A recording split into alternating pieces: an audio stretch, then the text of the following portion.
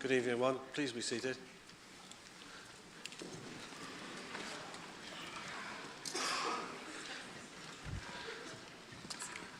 Welcome to everyone on this first council meeting for 2019. Before we move on to the items of business this evening, I'd like to thank members for feedback on the e-voting trial at the last meeting, and let you know that officers are now investigating options on what a custom-built option might look like. Tonight, if there is a need to vote, we'll be using the old system on the seat consoles. However, along with the voting equipment, there are also concerns with the reliability of the technology to allow members to speak and be heard in the chamber. So tonight, as a trial, we'll be asking members who are moving or seconding a report, and any members who want to speak, to move to the closest static microphone set up on both sides of the chamber. As you know, the cameras in the chamber no longer work, so speakers will not appear live on the screen. Those of you who we already know will be speaking will have their photo shown. Hopefully, when you're all younger. From now on, the sound will still be recorded for transparency purposes. Do we have any apologies for absence from the meeting? Thank you, Lord Mayor. We've had apologies from Councillors Allison, Ashby, Gallagher, Keating, King, Pearce, Karen Robinson and Torkel.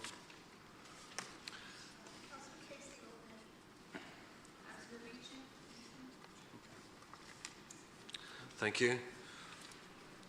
I understand that Councillor Rahman hopes to arrive by 7:30.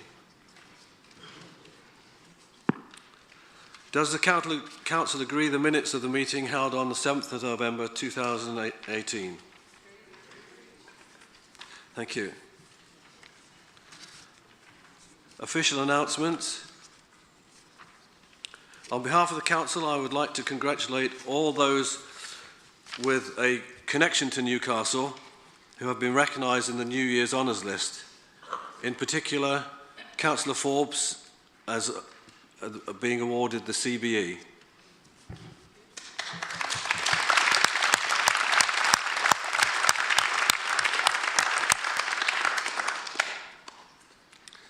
Finally, as tonight's City Council meeting will determine the council tax base, I would like to remind members that the guillotine will fall at 9 p.m. rather than 8:30 p.m.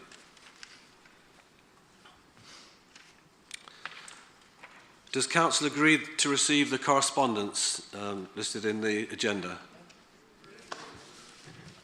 Thank you.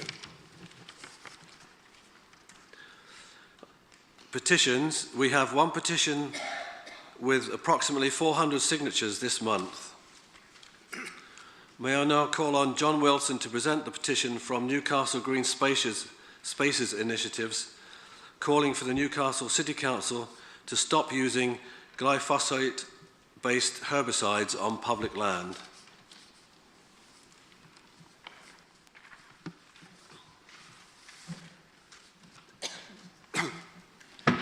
I am presenting a petition on behalf of Newcastle Green Spaces initiative. We are part of a national pesticide-free towns campaign coordinated by the charity Pesticide Action Network UK.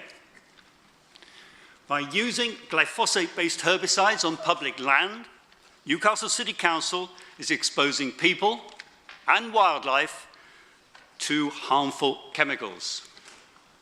Glyphosate has been linked to cancer, hormone disruption, birth defects, diseases of the gut, and kidney damage, and has negative direct and indirect effects on wildlife.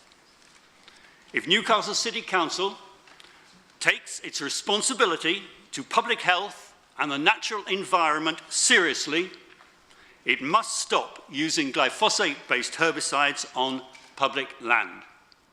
Thank you. I would like to present the petition.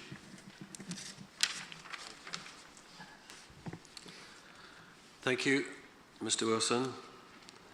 I call on the Cabinet Member, Councillor Kemp, to respond, please.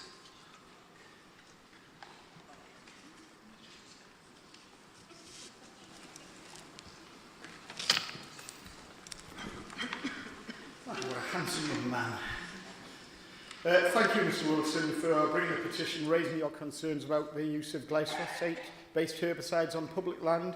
Firstly and fundamentally, I'd like to place on record the absolute sincerity that we place the health of residents and the health of the environment as an absolute priority. We use a range of herbicidal products to tackle weed control appropriate to different environments, not all of which are glyphosate. Sorry, I'm going to get that right eventually. With regards to your concerns relating to the issue, we can only use the recognised information available when determining the hazards associated with a specific product.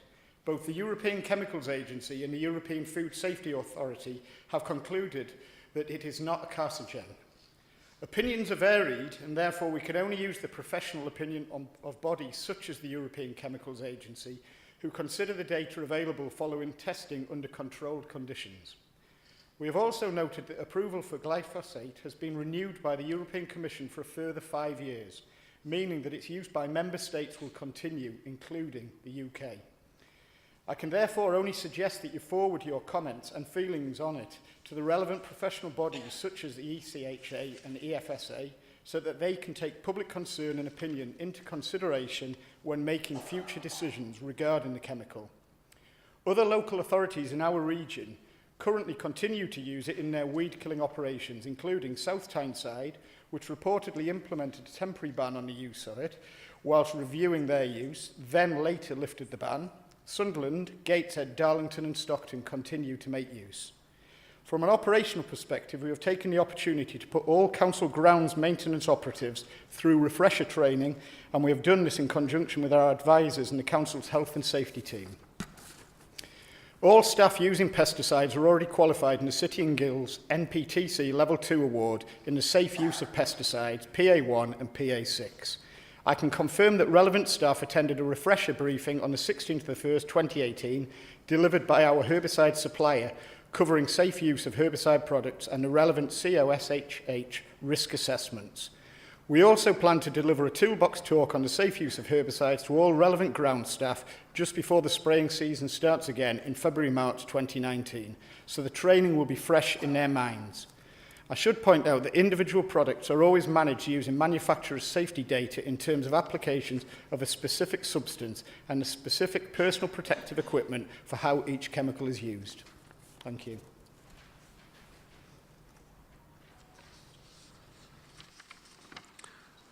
Thank you, Councillor Kemp. Does Council agree to receive the petition? Thank you.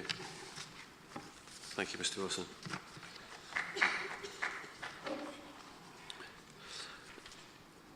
There have been 2 requests for public questions or addresses to Council received this month. Firstly, can I call on Mr. Ralph Patterson to ask a question regarding access to Granger Market?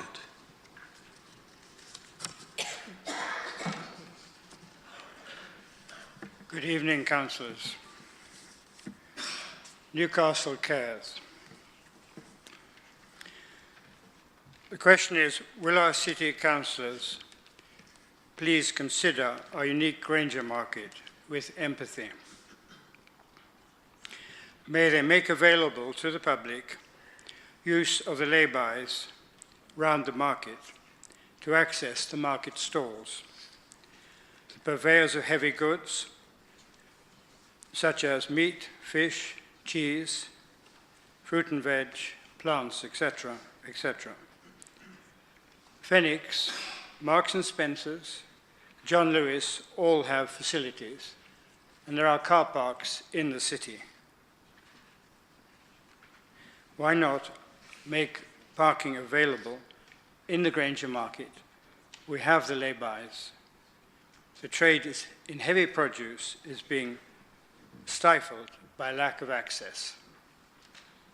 Thank you, Lord Mayor. Thank you, Mr. Patterson. I call on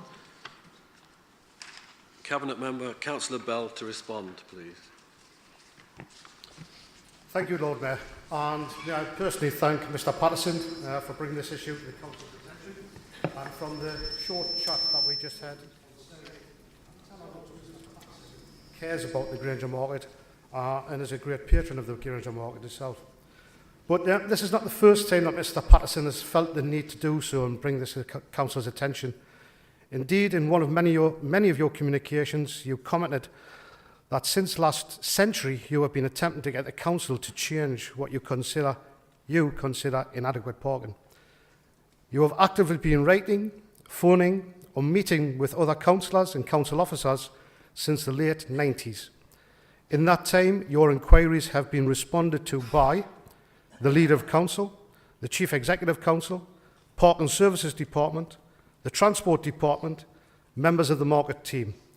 You have also just recently met on site with senior council officers Michelle Percy and Christine Herriot.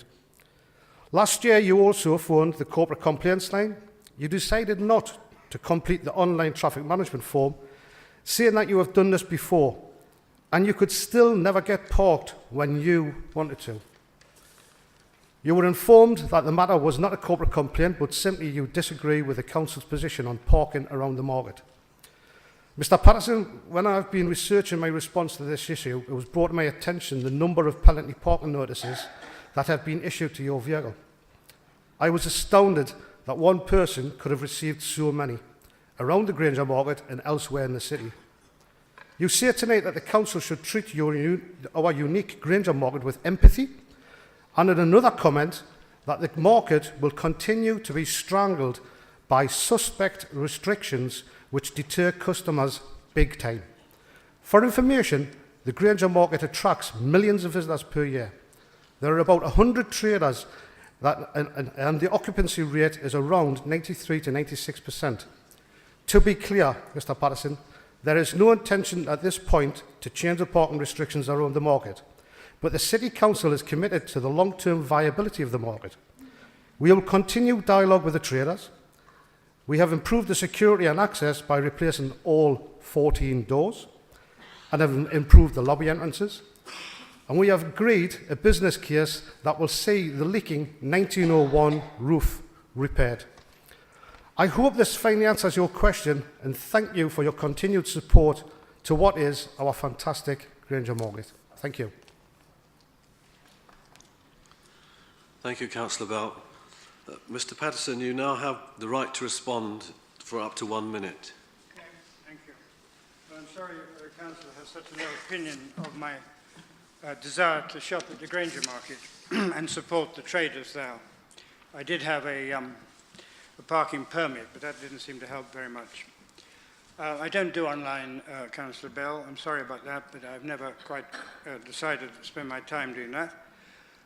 There are a lot of footfall in the market, but it's mainly for people going to cafes and going to small goods things, which is fine for public transport, and I agree with that. But what I try to insist on, and have done since last century, is the need to support the butchers, the fishmongers, and the grocery suppliers, and those kind of people for heavy goods. There are 3 or 4 photographs going around of me trying to go home on the bus, on public transport, carrying the goods. I had a case and 3 bags, and it nearly killed me. I couldn't do it. And that's just a small amount of shopping. Sometimes people pick up things like turkeys and maybe something big like a piggy or something for a barbecue, and those types of trade are being reduced by the policies of the Council. And the effect on pollution, air pollution, would be completely negligible.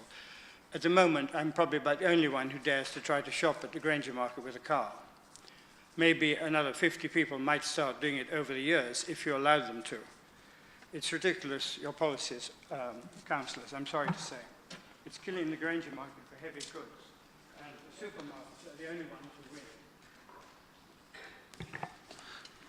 win. Thank you, Mr. Patterson. Thank you. The second public question is from Ms. Tamar Pittman regarding progress with the Newcastle Climate Change Declaration. I now call on Tamar Pittman to address the Council, please.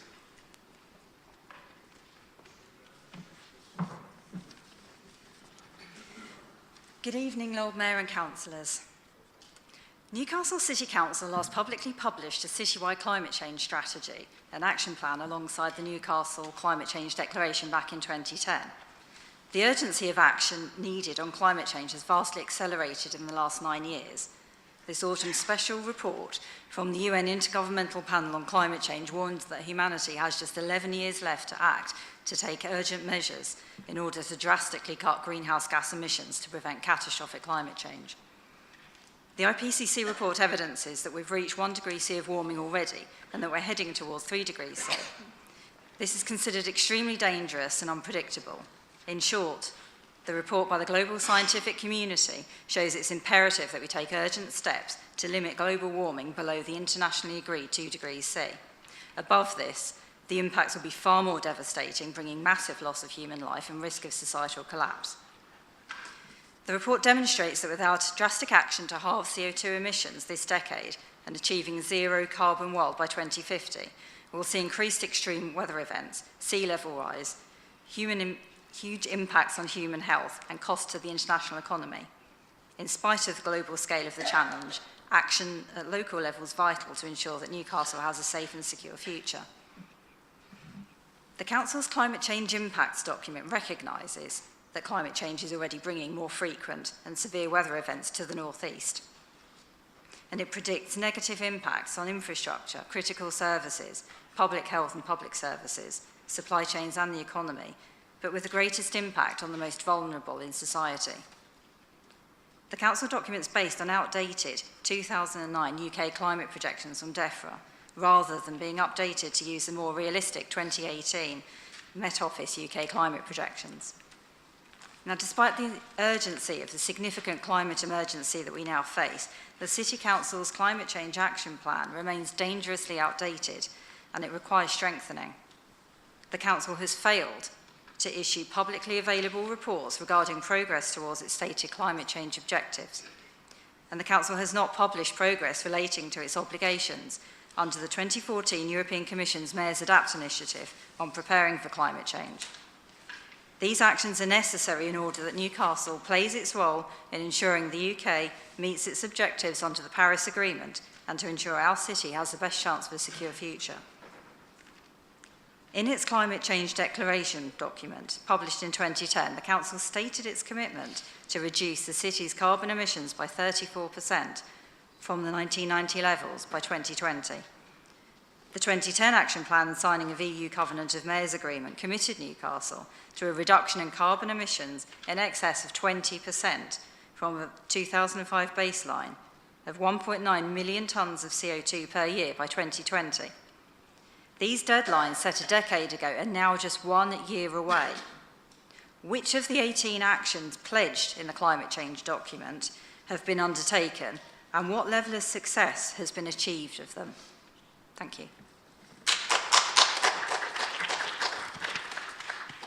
Thank you, Ms. Pittman. I call on Cabinet Member Councillor Kemp to respond, please.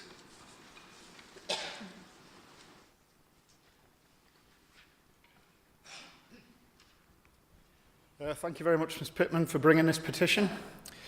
Newcastle City Council has sustained efforts towards tackling climate change despite the public profile of some documents on our website.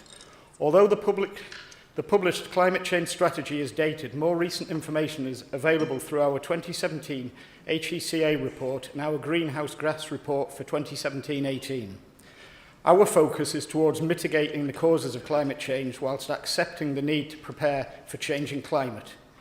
We will be reviewing the implications of 2018 climate projections and will look for external support to help us with this complex task. It is recognised that public-facing plan from 2010 requires updating. We have been working on this and plan to refresh this as part of the new council website launch. We have prepared a climate change mitigation plan which would allow us to make a renewed commitment to the Covenant of Mayors greenhouse gas targets for 2030, achieving a 40% reduction. However, with the unknowns of Brexit, we remain unconvinced that the European platform is the right forum through which to report our plans. Despite this, we will be publishing a renewed plan in early 2019 on our updated website. In the 9 years since the last climate change strategy was published, many things have changed.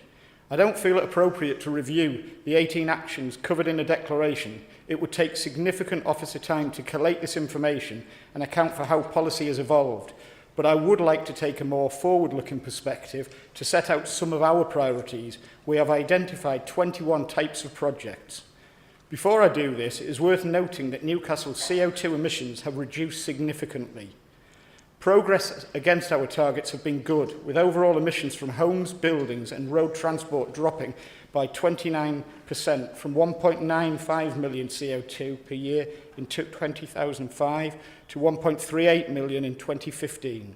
These reductions in CO2 emissions are due to several influences. Some are local, such as improvements to the energy performance of the housing stock in a city, and some are national, including increased use of renewable energy in the generation of electrical power. The most recent data for 2016 suggests a further reduction. Although gas consumption was higher, transport largely remained unchanged, but electricity continued to decarbonise. This would suggest that we have achieved our target by a long margin. However, we are not losing sight of the scale of the challenge. The new plan will provide a much richer context, but it is important for us to develop and scale services and deploy interventions that fit the national context. This remains unclear, particularly around hydrogen. The unanswered question of how a hydrogen economy will play into the mix of our future decarbonised energy systems remains unclear, and we must be careful not to develop systems and assets that become stranded. As a country, we're moving towards an electricity supply that has been significantly decarbonised, with further reductions to follow.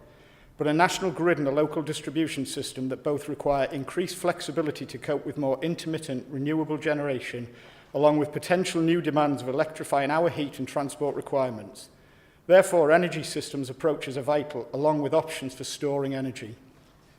To help us with this, we have been working with the Energy Systems Catapult for the past 4 years to plan for full decarbonisation and to develop the services which will continue progress towards this transition. We were the first local authority to trail the Energy Path Networks assessment, and we are now in the process of building upon these findings.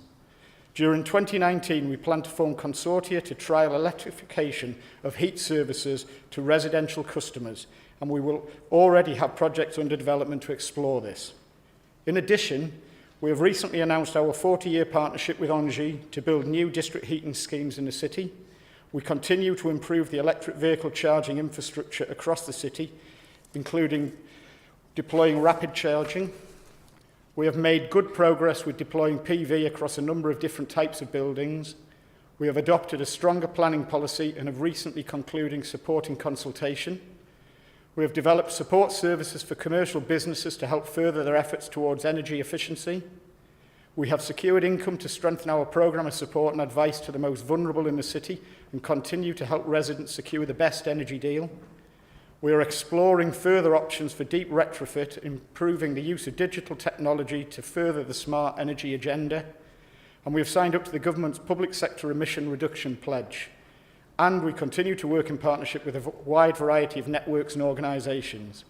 And finally, we're developing a suite of projects to explore the potential of new combined authority and are working with the North East Left on their energy strategy programme. So I hope that you understand that we are taking the matter seriously. We are focused on progress. I welcome the petition, and I hope that you'll continue to work with us in achieving the outcomes that we all want to see for this city. Thank you very much. Thank you, Councillor Kemp. Ms Pittman, you now have the right to respond for up to 1 minute. Thank you.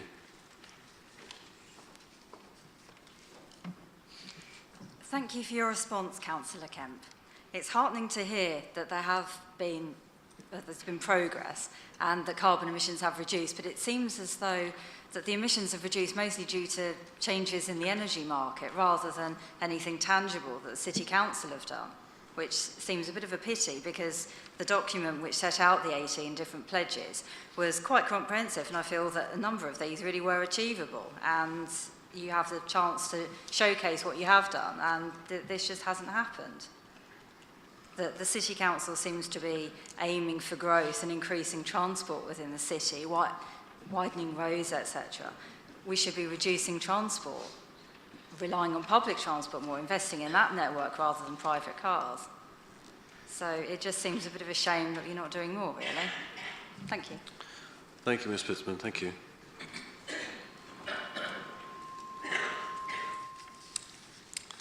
Item number 7, the Audit Committee Annual Report. I call on Mr Hamish Moore, the Independent Chair, to introduce the report for information and discussion. Mr Moore will have 5 minutes to introduce the report and has agreed to respond to all comments from members at the end of the item. Thank you. Good evening, Lord Mayor, councillors.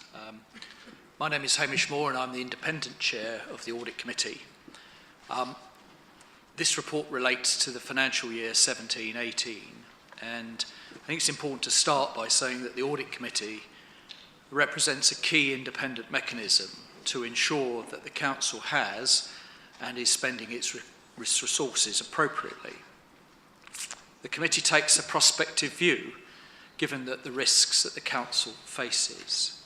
It needs to take this approach, given the very difficult financial and demanding position that the authority faces.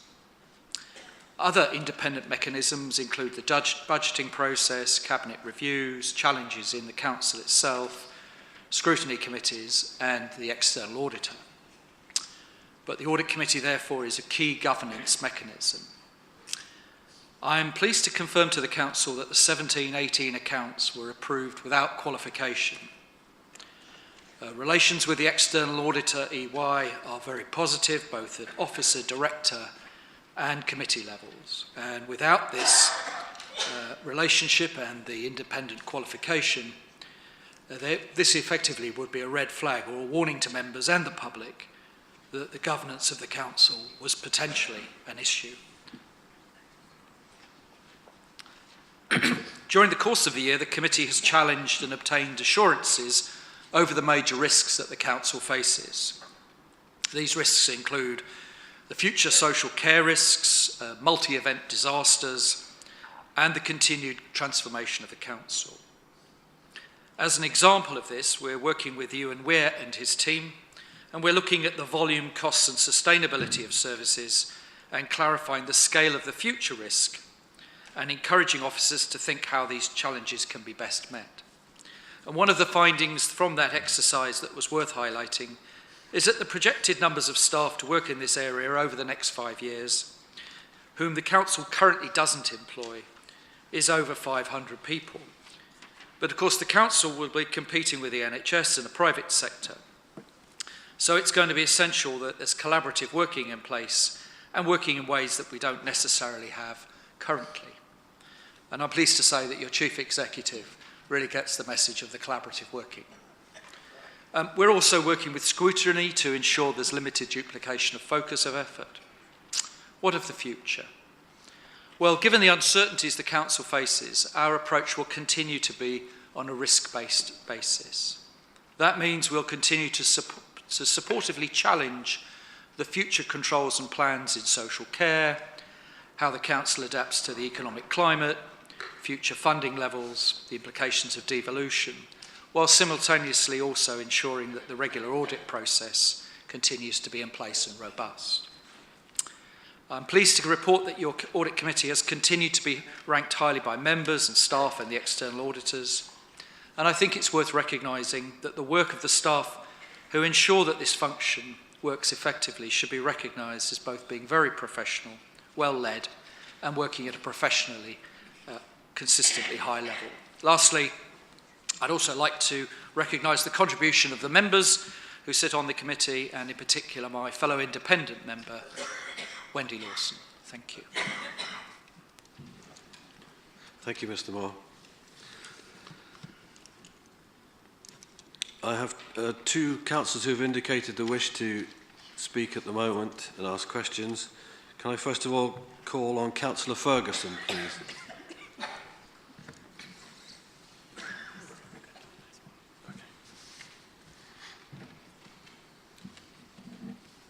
Thank you, Lord Mayor. I just want to welcome this report and commend the work of the Audit Committee over the past municipal year. Having joined the committee after the last election, I've seen firsthand the valuable work that the committee delivers to provide assurance to members and the public that the Council's decisions are taken within a proper and effective governance environment. The vital work of monitoring strategic risks is highlighted in the report, and I want to note particularly the challenge and support offered relating to social care delivery risk in the review of last year's work, and I look forward to supporting this ongoing work in the current municipal year. This is obviously a national issue, but local risk management is critically important. I'd also like to just take this opportunity to thank all of the Council officers who regularly support and contribute to the work of the Audit Committee, without whom the Committee would not be able to provide the assurance it does. Thank you.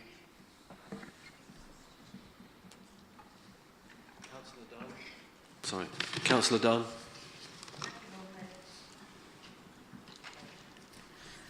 Thank you, Lord Mayor.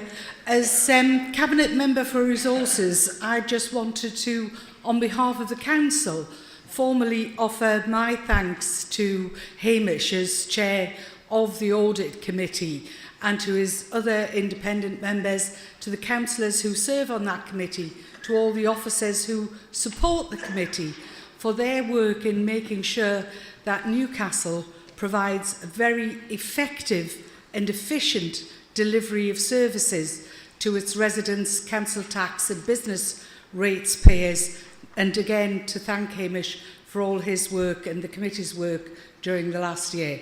Thank you. Thank you, Councillor Dunn. Councillor Lower.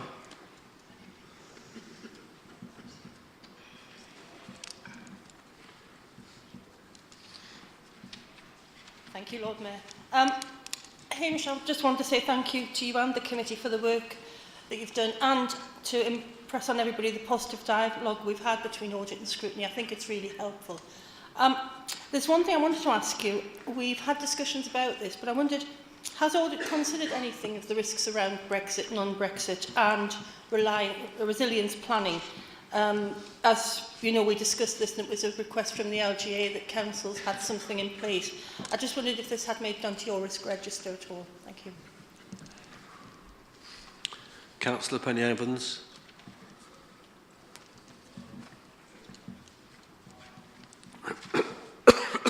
Thank you. Yes, I just want to add on record my thanks as well to Hamish and the rest of the Audit Committee. I'm now currently on the Audit Committee, and it's a really valuable committee. But I just wanted to ask Hamish, given that the role of the Audit Committee is to provide independent assurance, I wondered where he would feel that we would be without an Audit Committee, and how important does he feel it is that the Audit Committee continues to robustly challenge the Council as part of its role? Thank you. Mr. Moore, that seems all the questions and comments. Thank you. Well, I'm grateful for the affirmative comments from Councillor Ferguson and Councillor Dunn, and subsequently from Councillor Lower and Councillor Evans. I think the two questions that arise are, what are the risks around Brexit and resilience? And the second question is, what happens if you don't have an audit committee? I think if I knew the answer to the first of those two questions, we would all be in a lot better a place.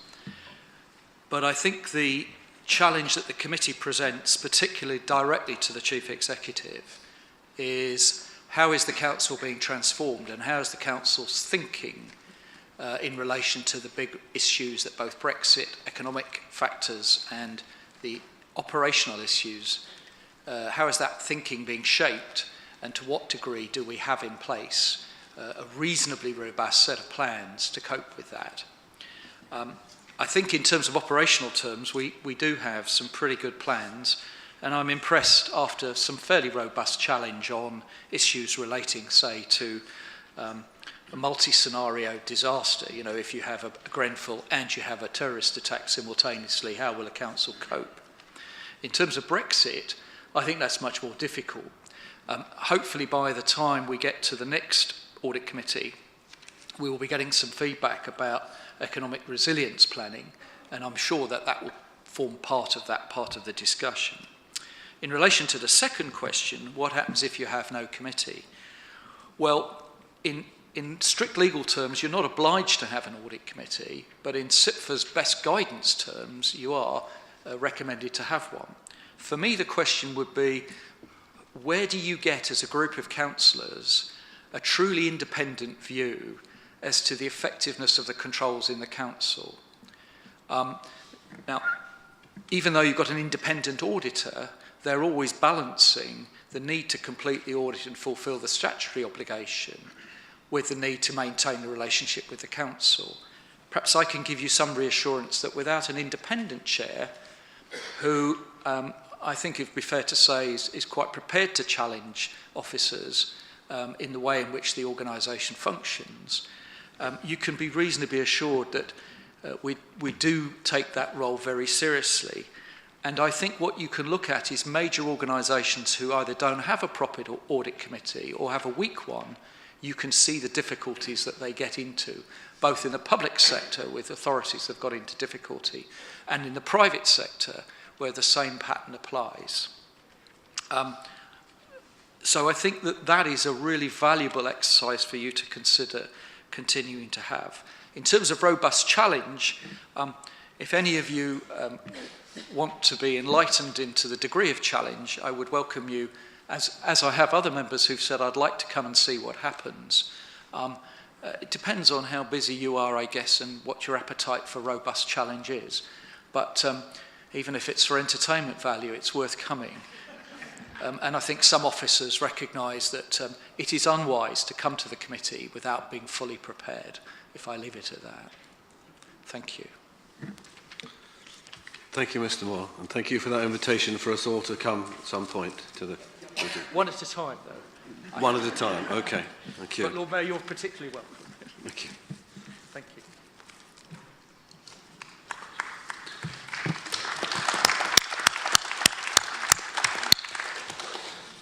Does the Council agree to receive the report? Thank you. Council tax base and business rates base.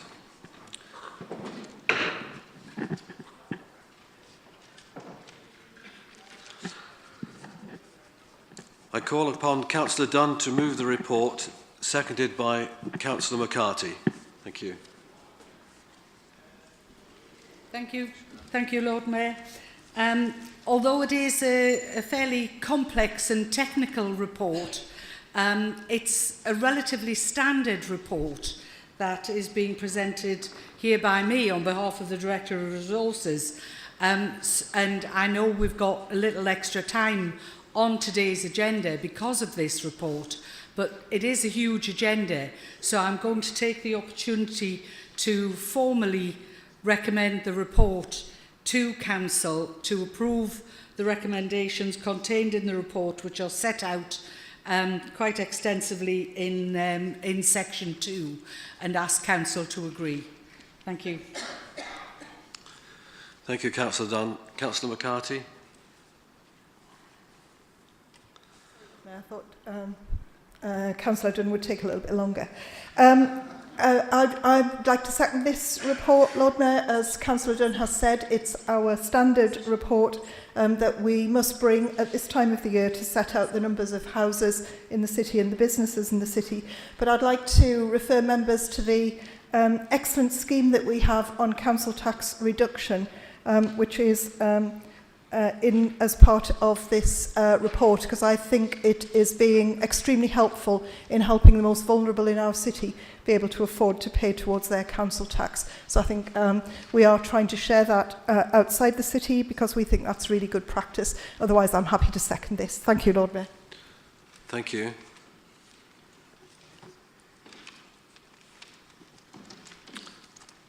Members have the invitation to speak to the report and ask questions.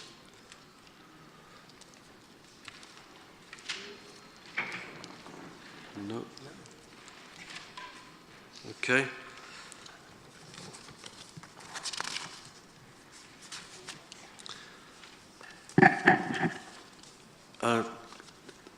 There is nothing to reply to, it would appear, Councillor Dunn. Is that? Would you agree?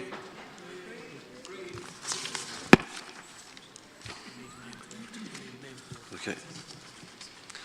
Could we have a named vote to vote on the recommendations, please? I'm advised that this is what was required. Statutory requirement.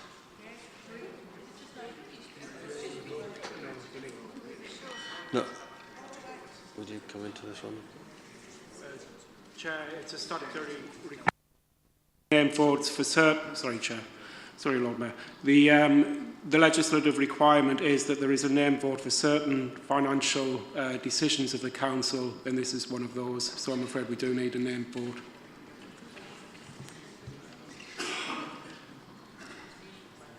Okay. Everyone ready to press the buttons?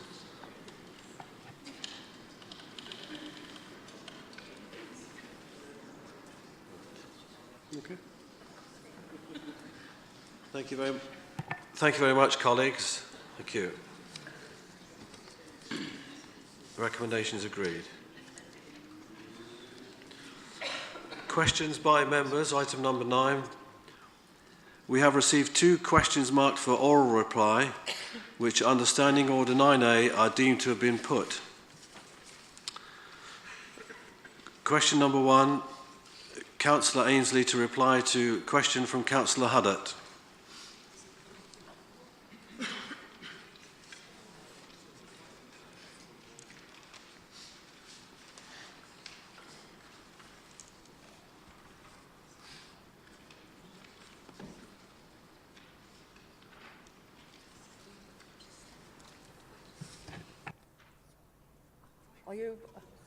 Is Doreen asking a question, or do you just want the response?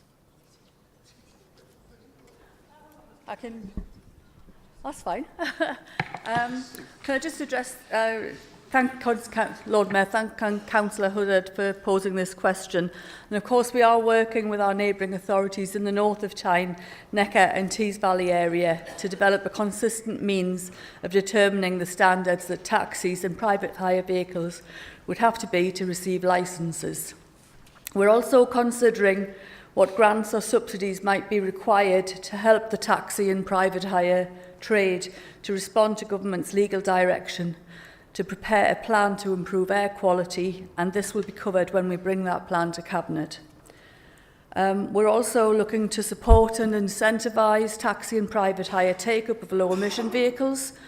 We've recently submitted a bid to the Department for Transport to work in partnership with taxi operators and drivers throughout the region through a combination of focused infrastructure delivery, engagement and understanding the barriers to switching to these types of vehicles, and a commitment to implementing appropriate policy interventions. Thank you, Lord Mayor. Thank you, Councillor Ainsley. Councillor Huddart, do you have a supplemental question? Thank you, Lord. Is this working? Yes, obviously. Thank you, Councillor Ainsley. In some ways, you've partially answered my supplemental. I wanted to say that in some cities, sponsors like Uber are actually paying for taxi drivers to convert to electric vehicles. And I wanted to ask you, which of the sponsors of this sort of thing have you been talking to? Sorry. I don't have the answer to hand, but I can get back to you, Councillor Huddart, with that information.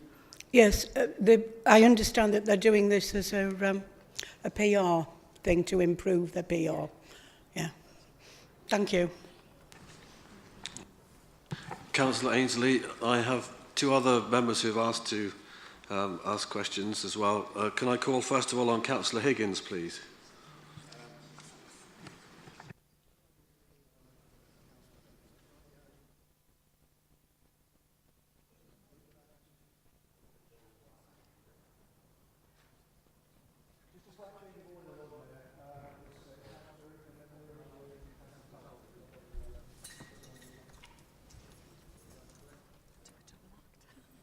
Why not?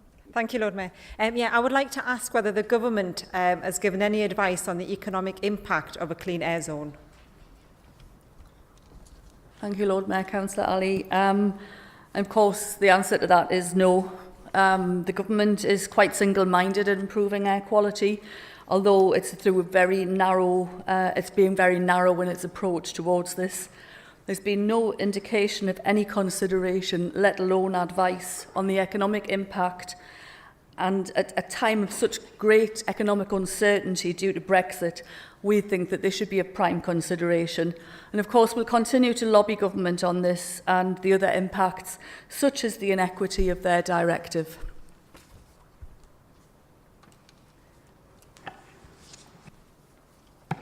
Thank you. I had different councillors down, so if you've agreed something else within your party, that's okay. Could I have that second question then, please? Councillor Talbot, yes. No, there's only two people. Thank you, Lord Mayor.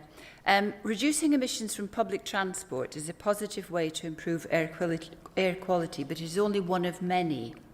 Can the Cabinet Member give examples of other ways the Council is seeking to improve air quality in our city and identify the possible constraints we face due to the Government appearing to have no strategic or national policy on this?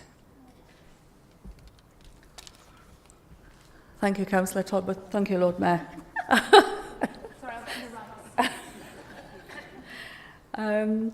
Yes, we were successful in gaining £3.4 million to retrofit buses to bring them up to a good standard, but shouldn't lose sight of the fact that while this is welcome, the grant was in fact given to bus companies and not to the local authorities. The other examples of the other initiatives we've introduced, the introduction of smart traffic lights across the city, major improvements to many junctions across the city, improvements to infrastructure to encourage more people to walk and cycle, as well as a public awareness raising campaign. That, those are the examples of other ways we're working to improve air quality. The main constraint is, of course, lack of financial support from government. And I know this comes as no surprise given their track record, but they really do need to put their money where their mouth is on this. We need huge investment in public transport as well as money to help us implement further measures. However, there seems to be a complete lack of strategic national policy, and central government have simply passed the buck and given this all to local government to address. Thank you, Councillor Ainsley.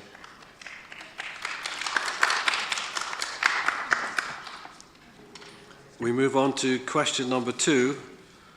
Councillor Kemp to reply to the question from Councillor Huddart.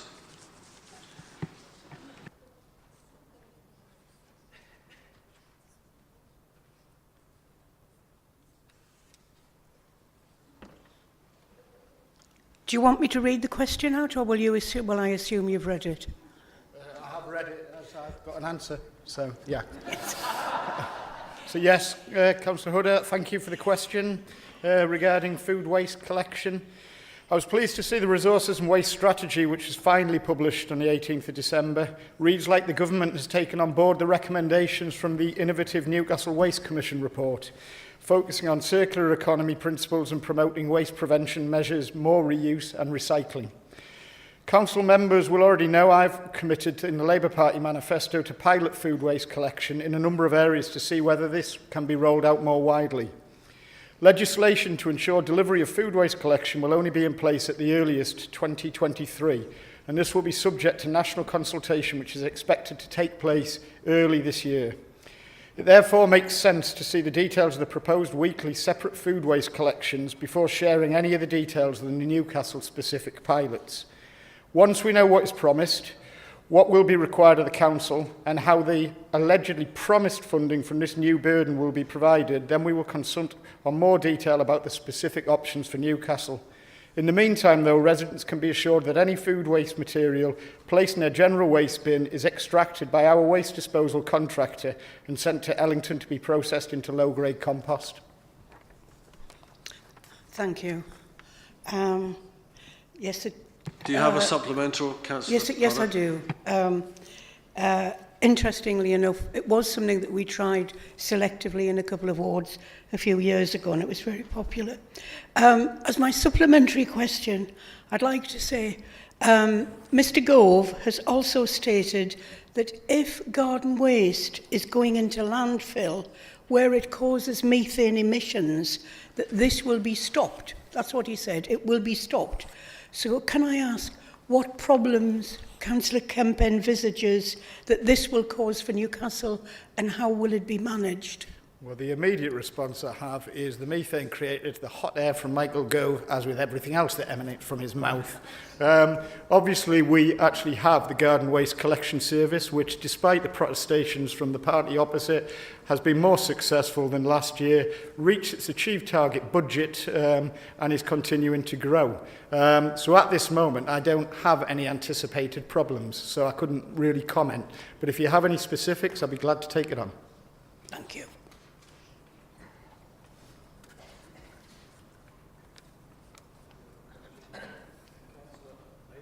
You've asked to ask a question. So I would agree with Councillor Kemp that it's really refreshing to see many of these ideas, which were in the Waste Commission report, coming from central government. They obviously are listening. But I would wonder if you would agree with me that the really key thing here will be consistent guidance and even more important than that, funding, because the government default position is to put new obligations and responsibilities onto councils without funding them to be able to do it. And without a proper commitment from funding, it will be very difficult for Newcastle to make advantage of all of the possibilities in food waste. I would agree. Suffice to say. But quite literally, until we understand the full implications of the consultation, we won't understand the full implications of the burden which will inevitably come with the new processes. We obviously want to increase the recycling rates, we want to increase the reuse rates, and we want to increase our segregation of waste in order to turn it into a reusable energy source. But obviously there is a financial implication, and we would obviously look to central government to support us in that. Thank you. Thank you, Councillor Kemp.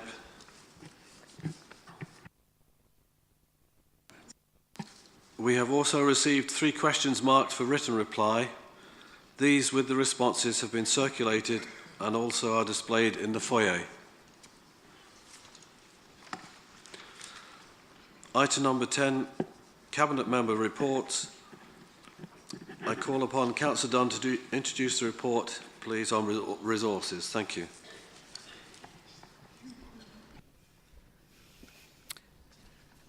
Thank you very much, Lord Mayor.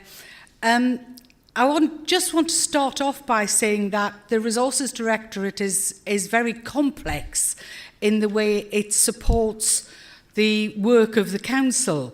And so I want to pay particular thanks to all the staff within the Directorate, and particularly to those staff who submitted their ideas for inclusion in my portfolio report, and to Tony Carr from the Resources Directorate, who helped me pull all of that information together and supported me through the scrutiny meeting which was held in November.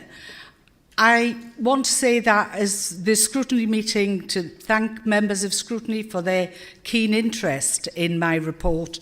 There were a number of questions that were asked and answered at the time in connection with, for example, the Council's collection fund, on social value, on the Great Jobs Agenda, on our NE12 procurement scheme, which is to support children who have certain specific needs, and which Newcastle is the lead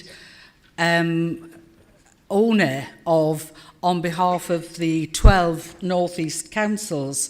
I also answered questions on external income, on a very technical question from Councillor Taylor about a specific ICT application, which thank you to Tony, who was able to answer it. And that was followed up by 2 written responses to questions that I was unable to deal with on the day. One was on the take-up of influenza vaccinations, and one was on sickness, absence and costs. Now, obviously, it's a lengthy and complex portfolio report, so I am happy to take any further questions from members today. I will try and answer them. If I'm unable to, Lord Mayor, they will certainly get a written response as soon as I'm able to. If you don't mind, I'll sit down while any questions are taken so I can make a note of them. Thank you, Councillor Dunn. I call on Councillor Higgins to ask a question on the report.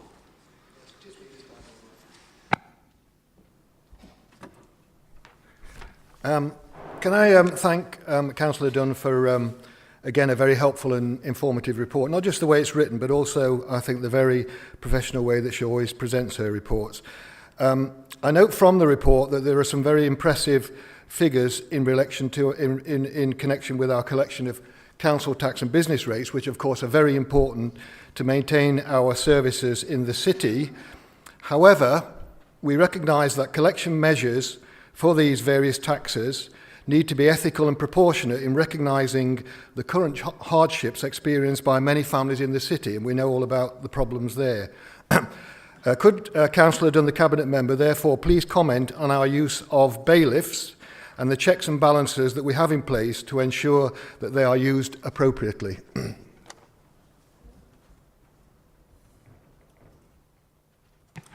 Councillor Dunn, do you want to answer all? Okay, thank you.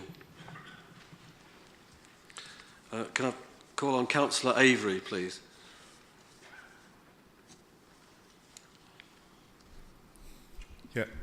I'd echo Councillor Higgins' comments on the excellent professional nature of the report. Just like to ask about the council tax relief scheme, which I think is doing quite well, and is a very important part of our obligations and duties as a council. And if the Cabinet would like to comment more on how it's working, and particularly how we're planning to change it and roll it out to more people, particularly care leavers. Thank you. Thank you, Councillor Avery. Councillor Chisholm.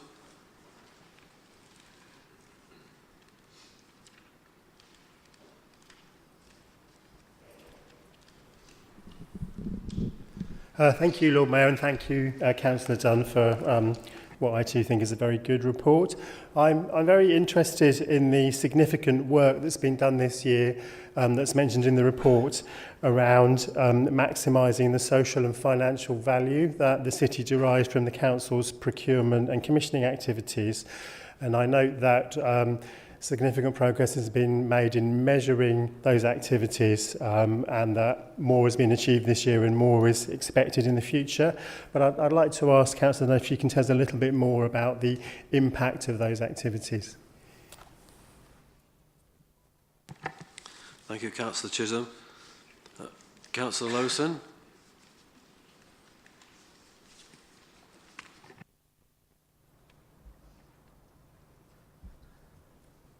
Okay, thank you, Lord Mayor. First of all, I'd like to thank Councillor Dunn for this report.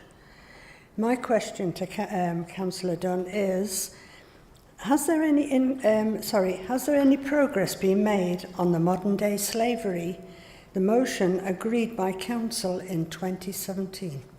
Thank you. Thank you, Councillor Lowson.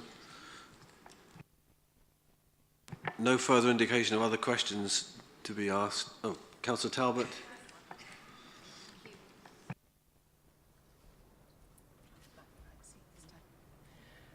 Yes, thank you for the report, Councillor Dunn. It was a very brief question. Can you provide an update on the current position on shared services, please?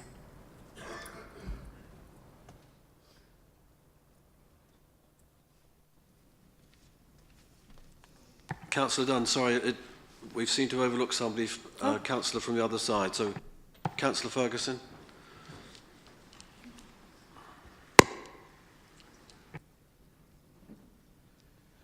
Thank you, Lord Mayor. With the recent publicity surrounding the cost of the People's Budget tool, could I please confirm what response, if any, will be made to public submissions through the tool? And could I also confirm how the findings of this consultation will be fed into the post-consultation formulation of the budget? Thank you. Thank you, Councillor Ferguson. Councillor Dunn.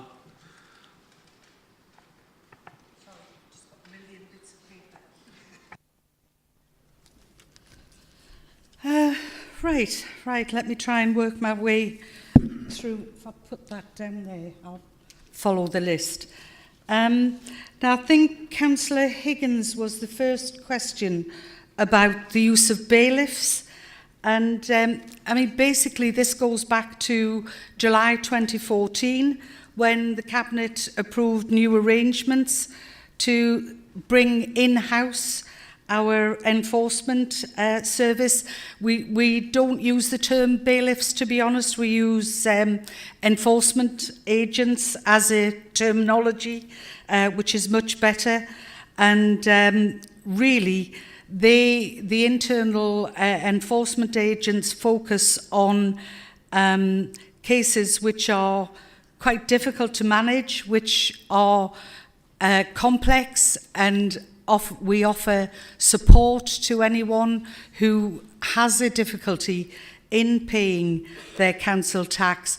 But occasionally we do have to use external enforcement agents, whether these are people who live out of the area, maybe persistent non-payers, or for whom we have difficulty in tracing. And for those purposes, an external contract was put in place with some enforcement agencies. And those arrangements have basically remained in place since July 2014. And we are proposing, actually, as part of the budget proposals, to increase the number of in-house enforcement agents in order to reduce our external reliance on such use. I think the other thing that Councillor Higgins wanted to know about was the robustness of the process. And in addition, the Council has agreed a council tax protocol jointly with the Citizens Advice Bureau and the Local Government Association, and we follow the Code of Practice for enforcement agents, which is supplemented by a Code of Practice and Code of Conduct issued by the Civil Enforcement Association. The next question, I think, was from Councillor Avery about the council tax reduction scheme. Well, obviously I was really disappointed because in 2013-2014, council tax benefit came to an end, and since then it's fallen to the council, the cost of maintaining council tax reduction scheme, which has cost us roughly £12 million, causing great strain on the budget. But as I think Councillor McCarthy said earlier, it provides vital support to residents facing austerity. I am pleased to say, since the new scheme came into operation last year, that there's been an over 4% increase in the number of residents receiving council tax reduction, the vast majority of whom are actually better off. And I think the other part that Councillor Avery asked about was about care leavers. And whilst this obviously is part of the budget proposals that will be coming to Council in March, I am really, really pleased to say that I've been working with the Cabinet Member for Children, Councillor Casey, and we are proposing to extend the council tax reduction scheme to all care leavers who've been in the care of the City Council. We're proposing to extend the council tax reduction benefit to those up to the age of 25. So that's a real, really good proposal that I'm particularly proud of.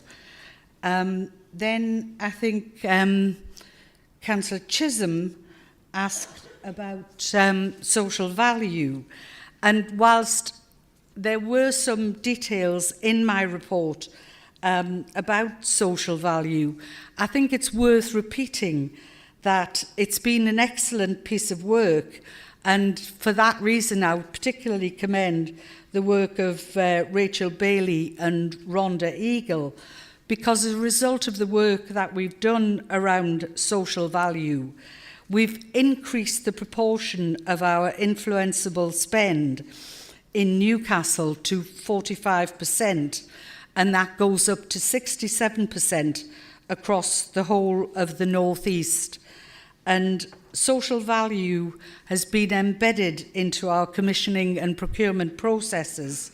And one example of that I would give is that we've managed to reduce CO2 emissions arising from the winter maintenance services by designing the contract length to support the purchase of greener vehicles. So again, that's a really good piece of work. Now, Councillor Lawson asked about the progress on the modern slavery motion. Now, this was a motion that was brought by Councillor Kemp to Council in, if I'm correct, April 2018. And it was an excellent motion which followed the Cooperative Party's charter against modern slavery.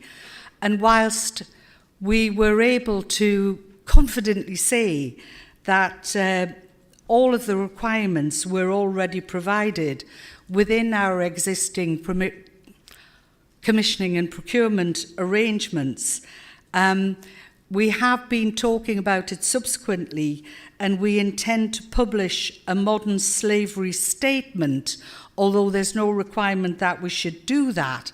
But I believe the legal officer's view is that it would be a good thing to do, and work is ongoing on that, and we expect to be producing that very soon. Councillor Talbot asked about where we were in relation to shared services, and there was a report presented to Cabinet in, if I'm correct, November of last year regarding the situation on shared services.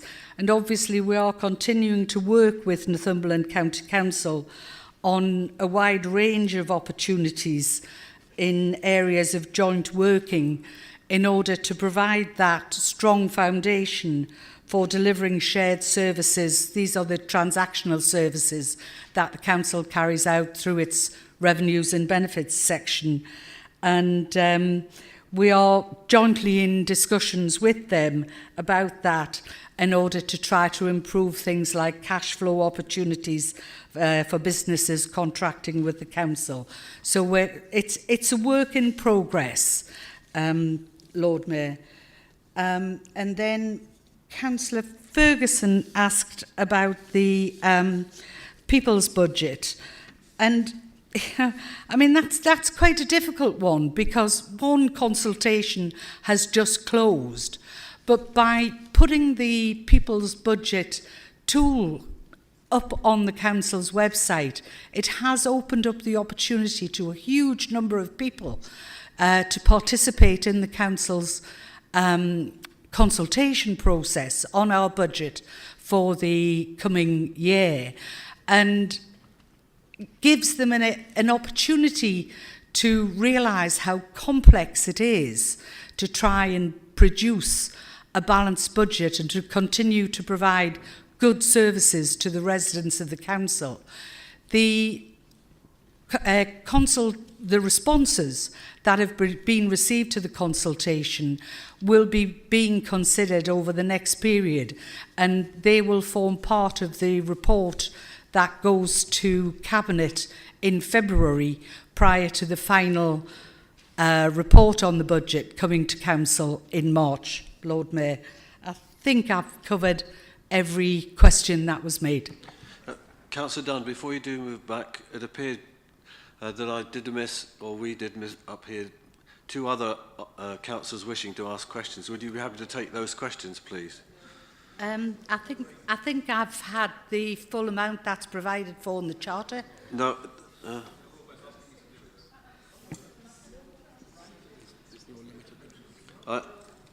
We appear to... Can they send them to me, Lord Mayor, to save Council's time, and I'll make sure I respond? No, I think, as it's my mistake, that I would ask you, please, to just remain and take these questions. No, I'll take the question. Councillor Lower, please. Councillor Hall, please.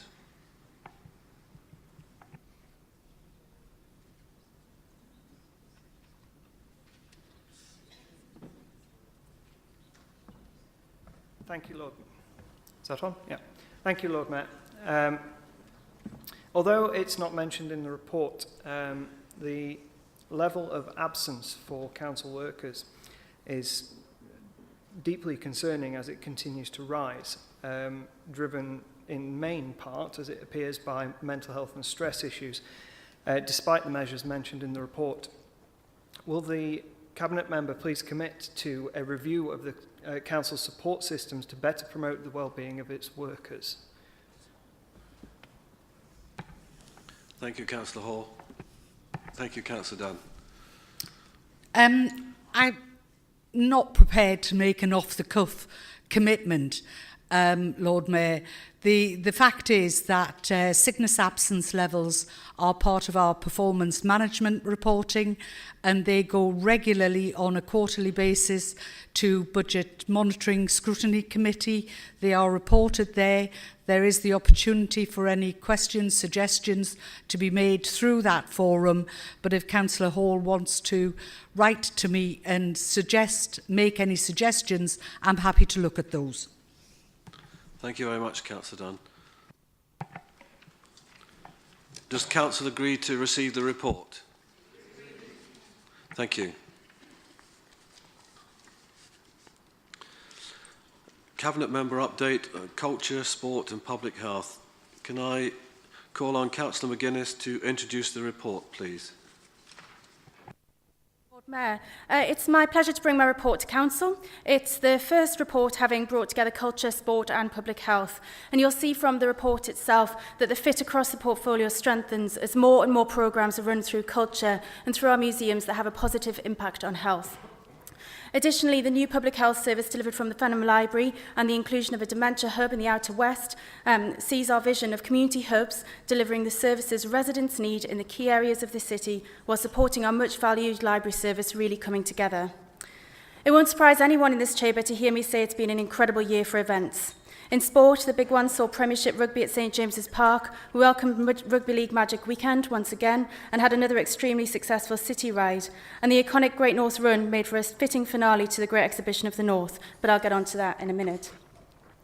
We won't be slowing down anytime soon. With major events in this city, 2019 will see us host a Premiership Rugby again, the Heineken Cup final, which is the biggest club rugby event in the world, and will be the first northern city to host the England Rugby Union squad before they head out to Japan for the World Cup.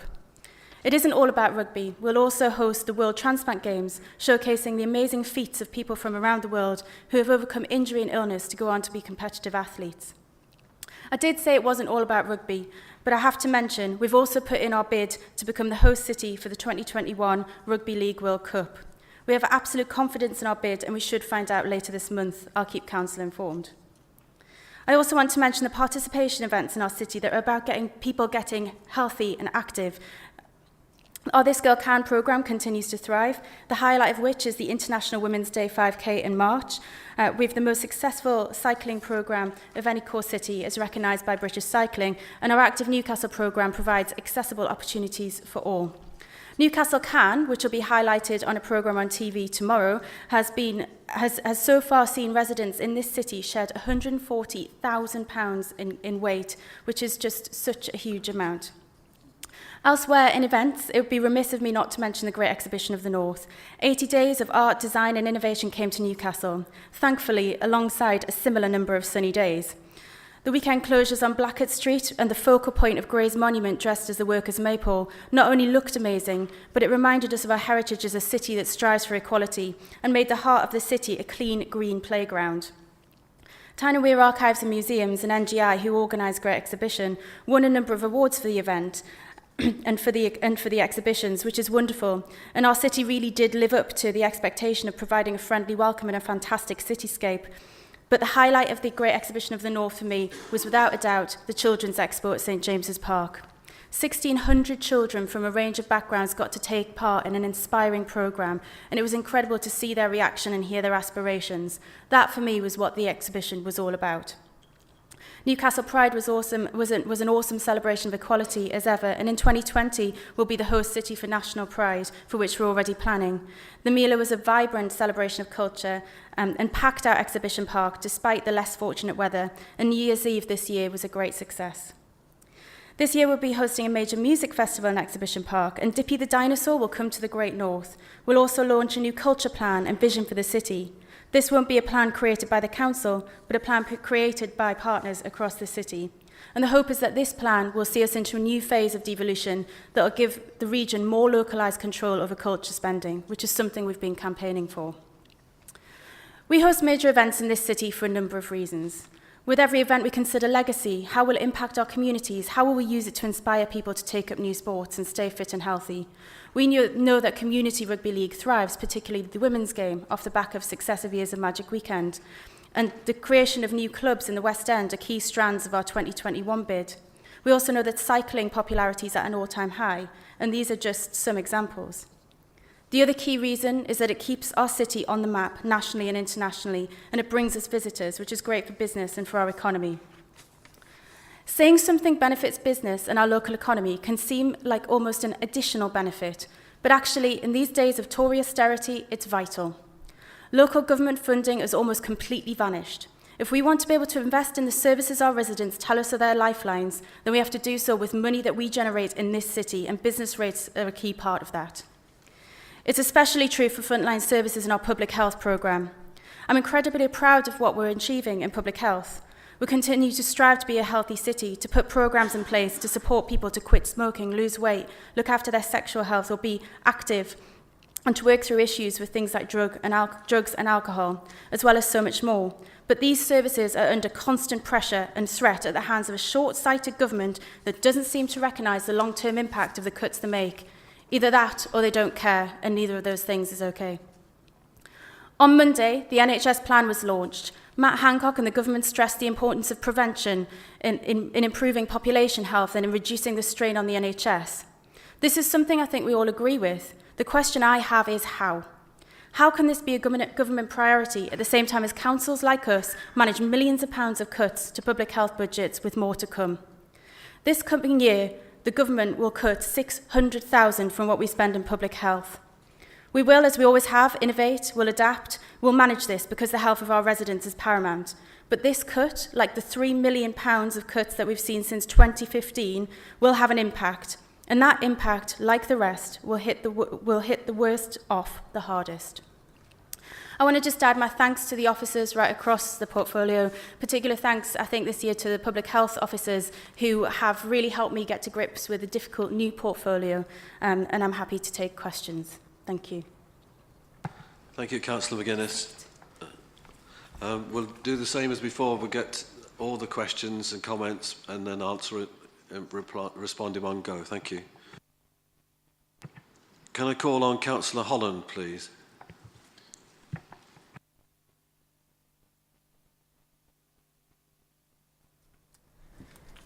Thank you, Lord Mayor. Thank you, Councillor McGuinness. I note in your report a lot of good work is underway, raising awareness and understanding of dementia. So I was particularly interested in the Slow Museum initiative. As museums and galleries are accessed a lot by parents, especially because they're free, I wondered if there are any plans to expand this work to run sessions possibly with children and young people with autism. Thank you, Councillor Holland. Councillor Anita Lower.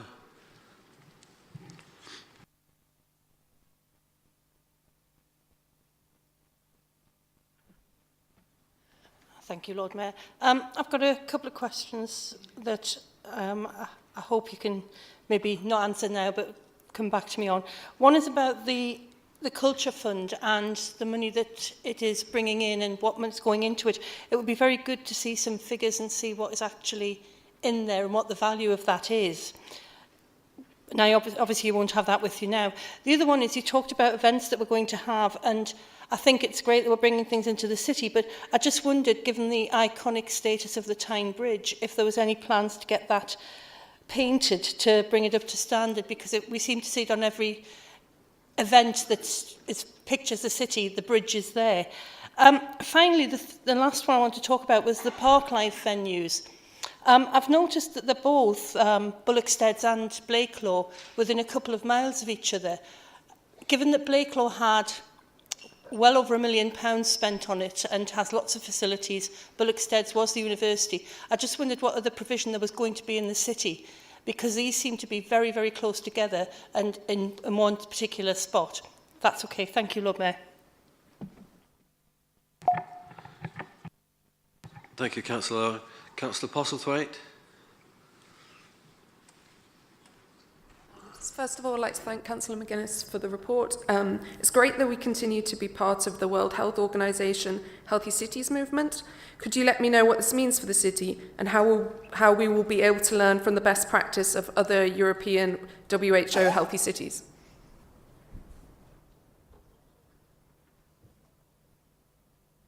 Thank you. Councillor Taylor.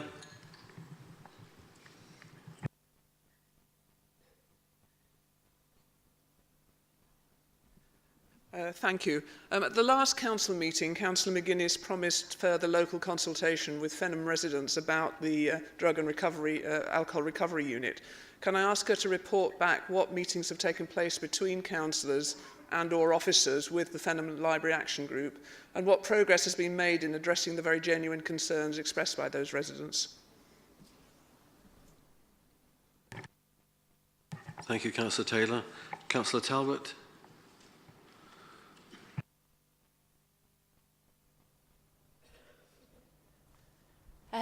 Thank you for the report. Lots of exciting things happening in the city.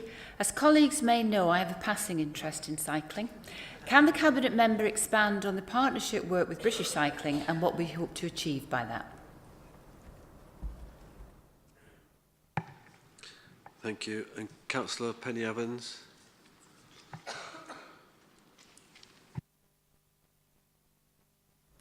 Thank you. First of all, I want to congratulate Councillor McGuinness and all those who were involved in the organisation of the Great Exhibition of the North, an exciting opening ceremony, a fantastic summer of events with an outstanding closing ceremony, a great showcase of Newcastle, promoting us as a vibrant place to visit. My question is, what can we take from this event in terms of legacy for the city and for the residents, and what, if any, impact does she feel it's had on tourism and the ability to attract further events to the city? Thank you very much. As I missed in the previous report, people wanting to ask questions, is there anybody else I haven't called who wanted to ask a question or comment on the report? No. Okay. Thank you. Councillor McGuinness. Yes, so just go back to my notes. Please bear with me 1 minute. Yes, so Councillor Holland was first, and you mentioned slow museums, which is it's such an incredible programme, and it was taken as inspiration from an initiative called Slow Shopping, and the idea is to make reasonable adjustments in public spaces like shops, like museums, so that people with dementia or specialist needs have the time and space to think. So we've put this in place in Tyne and Wear Archives and Museums. Staff have been given specialist training, training, and residents who have dementia and families of residents suffering from dementia have been given information on appropriate times when they might, it might experience a less busy museum. Museums have opened a little bit early in order to accommodate that. At the moment, it's quite a new programme. It's going really, really well, and the staff are getting more and more involved in it and upskilled with it. But it's definitely something that can be expanded, because actually it's something that doesn't cost anything. It's just about reasonable adjustments and knowing a little bit about people suffering from dementia. There are actually similar programmes already in place for families with autism, where again museums open slightly early to accommodate them. They had special programmes over Christmas so that they could see Santa and do things like the train rides at the Stevenson Museum, which I know is not in Newcastle, but it is part of Tyne and Wear Archives and Museums. And making adjustments like turning off the sound system. So, really simple things. But yeah, that is really, really brilliant. Councillor Lower, so 3 questions. Culture Investment Fund. We do invest in culture through the Culture Investment Fund, 600,000 a year, and we're going to continue to be doing that. I will have to get you more specific figures, as you expect, about who else is contributing to that and how. The Tyne Bridge is, I completely see your point about the Tyne Bridge. It's not my portfolio, it's Councillor Ainsley's. So I'll ask her to get back to you, but I believe we are trying to identify the budget to be able to do that. And Park Life and Bullocksteads. So I think Park Life and Bullocksteads and Blakelaw kind of is separate to looking at the estate right across the city. It's a specific bid to look at how we put in place appropriate levels of play space, pitch space in those areas. That's working in partnership with the FA, with the Football Foundation, with local football clubs. Newcastle United Foundation are involved in that too. As are British Cycling, actually, but I'll get onto that in a minute. And that part of the city is identified as somewhere that's underserved, and particularly Bullocksteads, which is currently not accessible and is also near a major housing development where we've got a lot of new housing. It's needed in that area of the city. But the main thing is about increasing capacity across the city, which is what it will do. There's a lot more already in the East End, but we know that we need to continue to increase sporting capacity everywhere. So Stella, Councillor Postlethwaite, Healthy Cities Initiative. So we were designated a healthy city, actually, by the World Health Organization. We took part in Phase 6 of the Healthy Cities Initiative, which was all about how we deliver health in all policies. And we fulfilled that, and we're really pleased to announce that we'll actually be moving on to express an interest in taking part also in Phase 7. So Phase 7 focuses on 6 priorities. These are people, place, peace, planet, prosperity, and participation. I think that's 6. It's not about a badge, it's about kind of using those priorities to address different areas of the council and how we put in place good quality health initiatives that make a real impact for our residents. As part of that, we'll restructure the Wellbeing for Life Board to focus around those priority areas, and that'll give us a chance to bring in experts to help us guide our thinking and make actual decisions and put in place new initiatives that support that. So again, I'll keep council up to date on how we're getting on with Phase 7. Expression of interest, I think, is due in very, very shortly. Who was next? Councillor Taylor. Fenham Library. I can't remember the exact timeline of what happened because it has been it's been a fast-moving issue. It's something that we've been really keen to work with residents on. We heard loud and clear the concerns of residents. I think that it was disappointing in a way. It was disappointing to see the opposition almost oppose the change in Fenham Library, because this is all about giving the most vulnerable in our society a place for rehabilitation in the community. It's a completely non-clinical service. It's a holistic service, and actually that's what these service users tell us they want and need. But at the same time, I completely understand the concerns of the public. So I think since the last meeting, we'd already started to have consultation sessions. Those have continued. We've got some really good outcomes from those. There is a steering group created, which represented on it is a number of expert organisations. We're working with the community to continue to kind of embed the scheme in a way that they are happy. And we had an open week at the back end of last year, which was well attended by residents who came in, a lot of whom were very happy with what they see there. And we'll continue working with the people in Fenham to make sure that they're as comfortable as possible with what's being delivered from Fenham. But actually, having visited the service, it's really fantastic. It looks great. The library looks fab. It is open, it's thriving, it's got a new cafe, and I think we're really pleased with the progress on that. Councillor Talbot, cycling, not massively surprising. I'm also a passive fan of cycling, and our partnership with British Cycling is really, really strong. So, you know, there's a number of things. So we've got kind of the breeze bikes, the Let's Ride initiatives, which are all about getting people on a bike, whether it be returning to cycling or cycling for the first time. And almost, you know, learning to ride a bike as adults, that's really well taken up. We've got the City Ride, which is a big participation event, which is fantastic. And we'll be having conversations with British Cycling about other major events that we can bring to the city around cycling, because I'm really keen to kind of grow this growing interest in cycling as a sport. In the Bullockstead's proposal for Parklife, there is also a cycle track, which is fantastic because we don't have one of those in the city at the moment. So it would be great to see that too. I think the really important thing is that it is about getting people fit and healthy and active and getting people on a bike. But actually, it's also about getting people commuting by bike. You know, in 2017, 9 million people commuted by bike in this city. That can take 7,000 cars off the road each day. And we've got targets around air quality that this is one of the ways that we're going to meet those. So working with British Cycling to increase people's confidence and get people on a bike and give them that level of reassurance that they can do it, that's great for us, both from a health perspective on an individual basis, but from a health perspective as a city.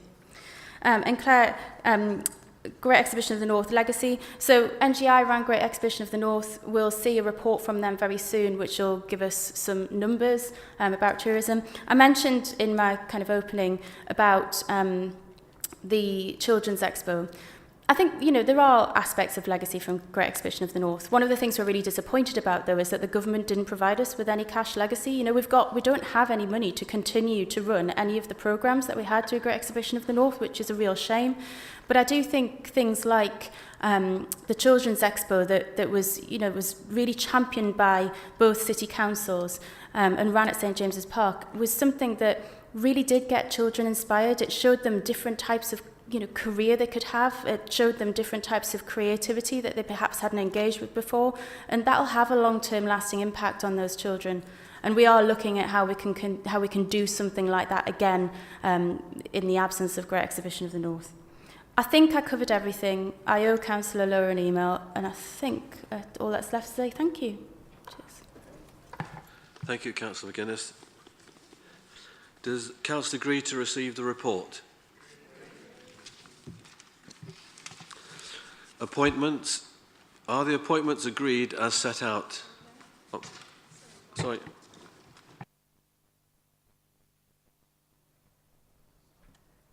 Apologies, Lord Mayor. I forgot to add to our list to appoint our 2 members for SACRE. So can I have Council's agreement to put Councillor Jamie Driscoll and Councillor David Cook on the SACRE committee, please? Thank you. Okay. Councillor Lower.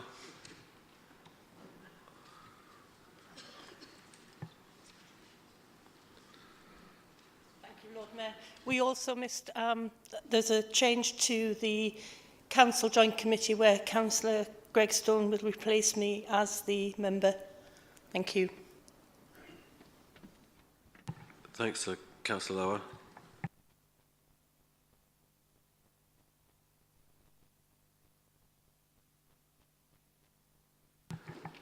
Okay, move on. Are those appointments agreed?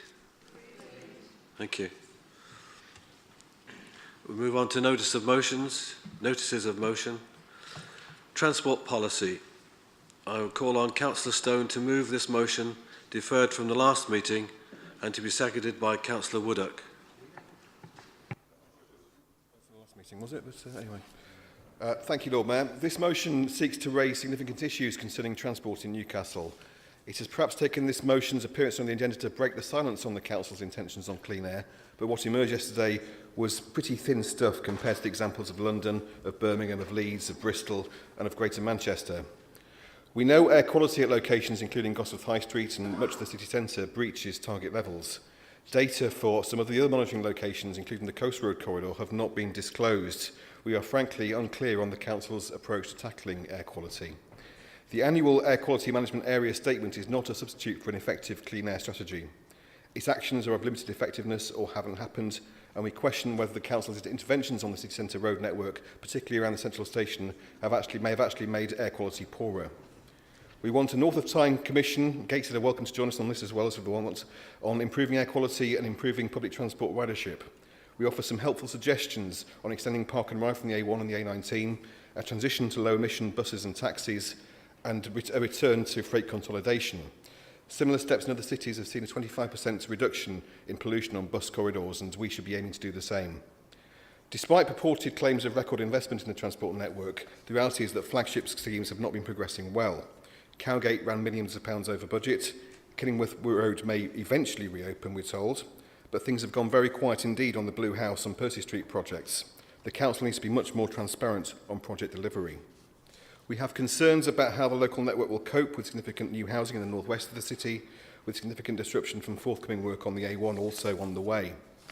The Council has not fully delivered or fully spent the £10 million of Cycle City Ambition funding to improve walking and cycling, but is calling for new suggestions for improving walking and cycling without means of delivering them.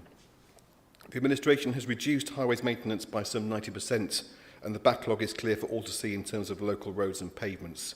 There is no plan to tackle this despite it being a clear priority of the resident survey. We want a strategy for improving road safety and reducing accidents.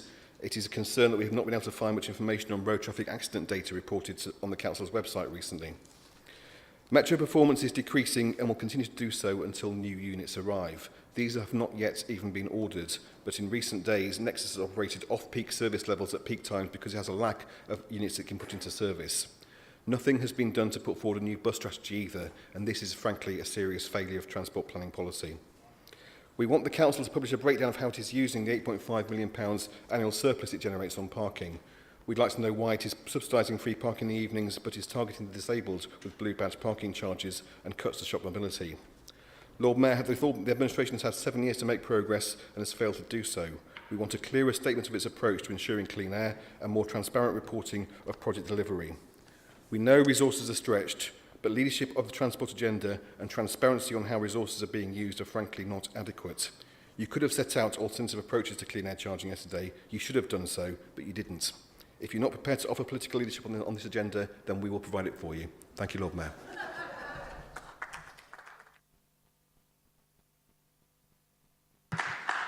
Thank you, Councillor Stone. Councillor Wooddock. Thank you.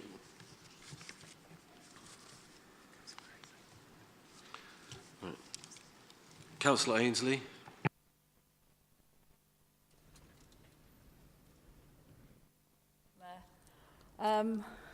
I'm obviously going to strongly oppose this motion, and I find it rich that Councillor Stone is coming to us about talking about a lack of transparency, when in actual fact he has been at meetings that I've been to as well, with 60 or 70 people in the room to discuss these issues and to discuss air quality. He was then quoted in news articles that followed, claiming how we're hiding things is totally disingenuous. That is totally disingenuous. In addition, the meeting we held in November, we held a series of further meetings where we did the same thing with interested stakeholders like the NHS, universities, business, but most importantly with residents. We have shown ministers that under their preferred options, the only way to improve air quality would be to force out all but the richest motorists. What we're saying today is that the government risks causing significant damage to individual cities if it does not take some responsibility and act nationally on clean air. We're seeing high streets struggling.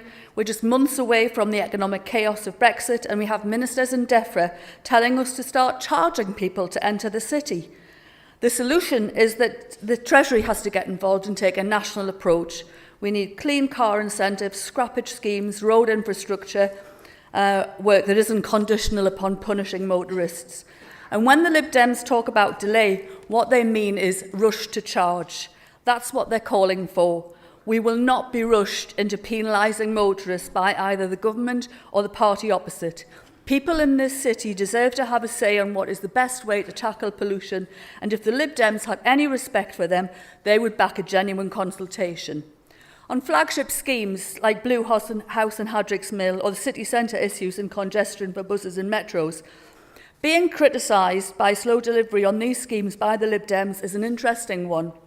It was the Lib Dem administration who signed off the designs for Blue House and Hadrick's Mill in 2008 after a consultation period that led to thousands of people commenting.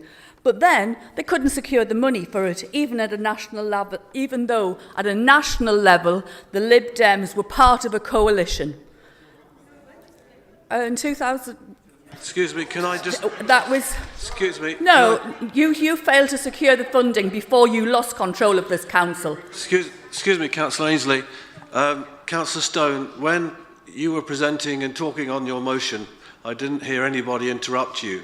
Please respect what others say. Thank you, Lord Mayor. Thank you. Because I personally get really fed up of being barracked by the opposition and that they don't give the courtesy to listen to what members on this side of the chamber have to say. In the city centre, we've gone out and proven that far from being a disaster, we can reclaim 3 lanes from city centre junction and ensure that buses and traffic can still find a way. And there's more room for people on foot. The current design may not be perfect, but that was the point of the trial. Work will start later this year on making an improved scheme permanent. Since the Labour administration took control, the funding for not only Blue House and Hadrick's Mill has been secured, but also for Cowgate, Cowhill and Kenton Road junctions. You talk about the potential impact on the city from new houses. Absolutely right, which is why we've assessed them in totality and have secured hundreds of thousands of pounds from housing developers in advance to develop the schemes required to manage that growth. We're close to completing redesigns of every junction on Ponteland Road and Stamfordham Road so that we can outline how the whole corridors will work across the city rather than at single junctions. You raised the issue of road and accident stats. These are published online by the Regional Traffic Accident and Data Unit. We're still working, going back to the confusion about whose portfolio the Tyne Bridge sits in, we are still working with government to identify the £15 to £20 million funding for the Tyne Bridge. The most appropriate funding stream is large local maintenance schemes, but the latest round of funding has not yet been released. There's a lot of investigate and report without any reference how you would actually fund any of it.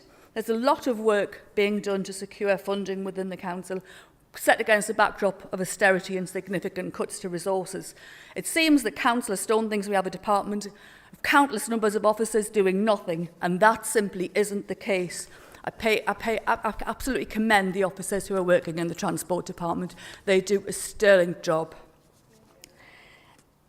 This is a classic example of yet another motion from the Lib Dems which show how totally clueless they actually are about the realities of traffic management. Or it's a classic case of scaremongering and mischief-making by Councillor Stone. I'll leave the chamber to decide on which one and strongly urge you to oppose the motion.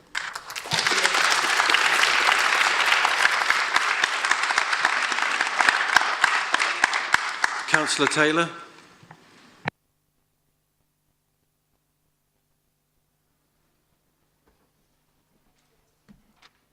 Thank you, Lord Mayor. Councillor Stone's motion emphasises many of the transport and highways issues that are causing concern to local residents. And if Councillor Ainsley really believes that the residents of this city are happy with the actions of the Labour Council on highways and transport, she obviously doesn't talk to many people. The health effects of poor air quality are becoming clearer, yet little progress seems to have been made since 2011.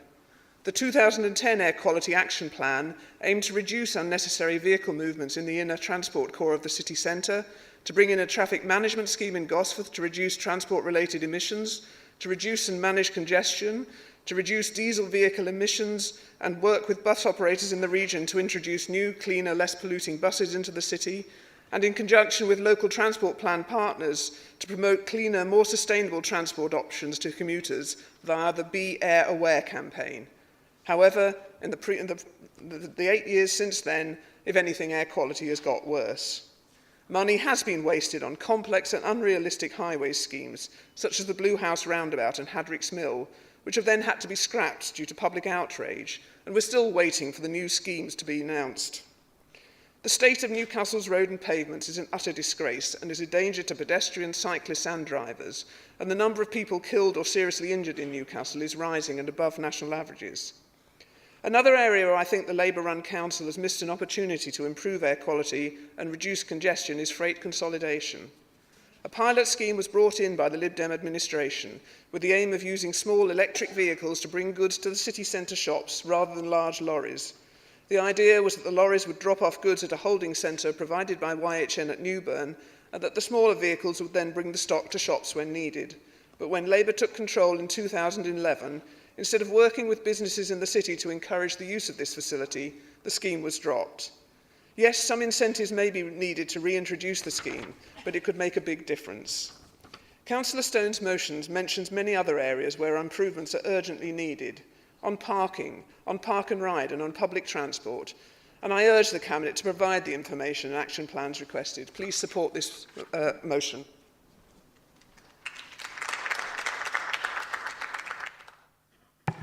Councillor Higgins.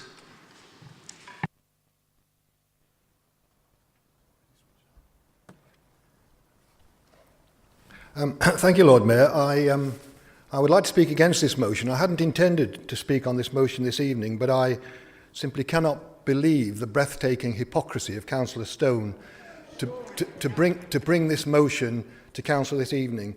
Now, we know that the party opposite don't like to be reminded about the coalition government. We know they have a selective memory about that. It's almost as if it never existed.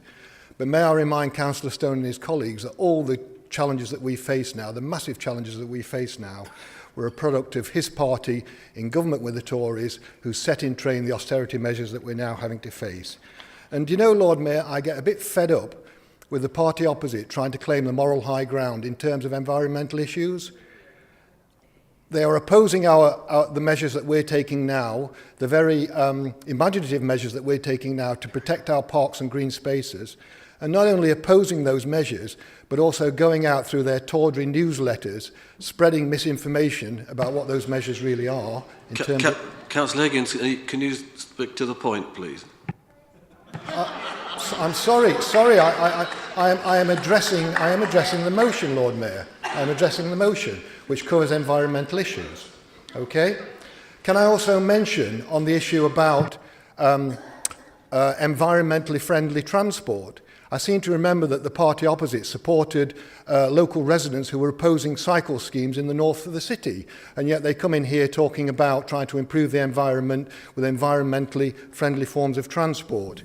On the issue of public transport, when we had the debate around quality contracts, Councillor Stone was almost the spokesperson for the private bus companies.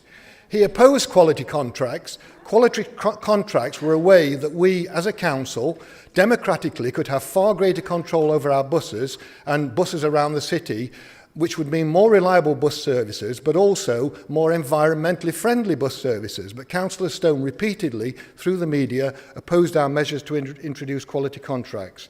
And can I also mention about some of the publicity around our so-called profiteering over the misuse of bus lanes in the city centre? We were quite right to enforce measures to prevent motorists from misusing bus lanes around the city centre so that we could deter motor vehicles from coming into the city inappropriately, so that we could improve efficiency of public transport. But I seem to remember that Councillor Stone repeatedly appeared in newspapers appearing to support some of these miscreants and almost accusing us of profiteering from our bus lanes around the city. So can I say to Councillor Stone that the sentiments expressed in his motion might have greater credibility if he backed them up with his own behaviour outside this council chamber. Thank you, Lord Mayor.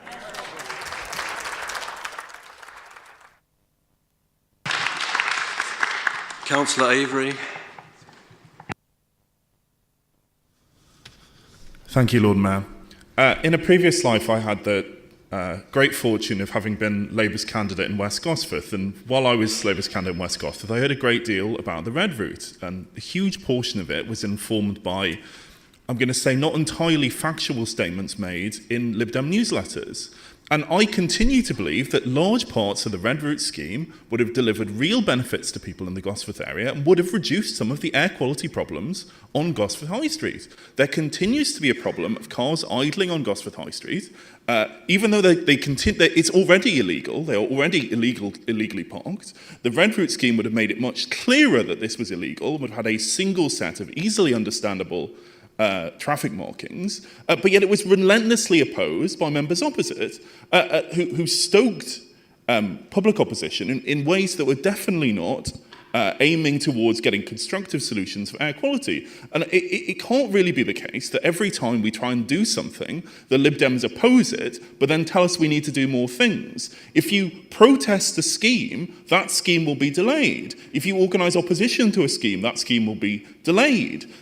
And that's sort of a natural consequence. And for them to then blame us for the discovery of large amounts of asbestos at Killingworth Road, which I just don't possibly see how we can possibly be responsible for, is bizarre. But my wider point would be that if you really want to have a discussion, a constructive discussion about transport, you need to recognise the fiscal constraints that the council operates under. And if you're going to talk about things that have happened in the period from 2011 to 2015, then you need to recognise the change that happened in local government funding allocation formulas that previously would have ensured that because we have greater need on things like potholes, we would have received greater funding. And we then move to a deeply unfair system which favours predominantly Conservative and Lib Dem controlled rural councils over urban councils like Newcastle. And that is the fundamental reason why we are in a budgetary crisis, is because a new system was introduced that removed any sort of semblance of need, any sort of semblance of fair funding, and moved it to a system of unfair funding. And that's why we have a pothole backlog. You can't complain about the pothole backlog and not want to talk about the 5-year period in which that pothole backlog accumulated, because funding was robbed from this city. People are paying their taxes in Newcastle and seeing their money go to Wokingham in Surrey. That was an action under their government. Right? They can't blame us for the potholes that they ensured would be created and could not be fixed because they took away money from the council. And for them to say now, well, of course we have to solve it. What are you going to cut? If you want to spend more money to fix the full backlog of potholes, what are you going to cut? Which disabled people do you want to deny support to? Which children in care do you want to deny support to? Which council staff members do you want to make redundant? They constantly ask for new spending. They deny any responsibility in the creation of a problem and then make absolutely nothing concrete in terms of explaining how they would pay for these things, when we know on this side of the House that services have been cut to the bone and there isn't anything more to remove. Thank you.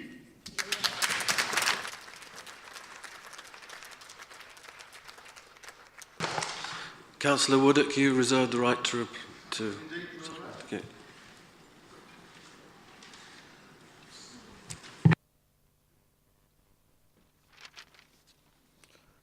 Lord Mayor, I'd first start off with a question back to Councillor Higgins.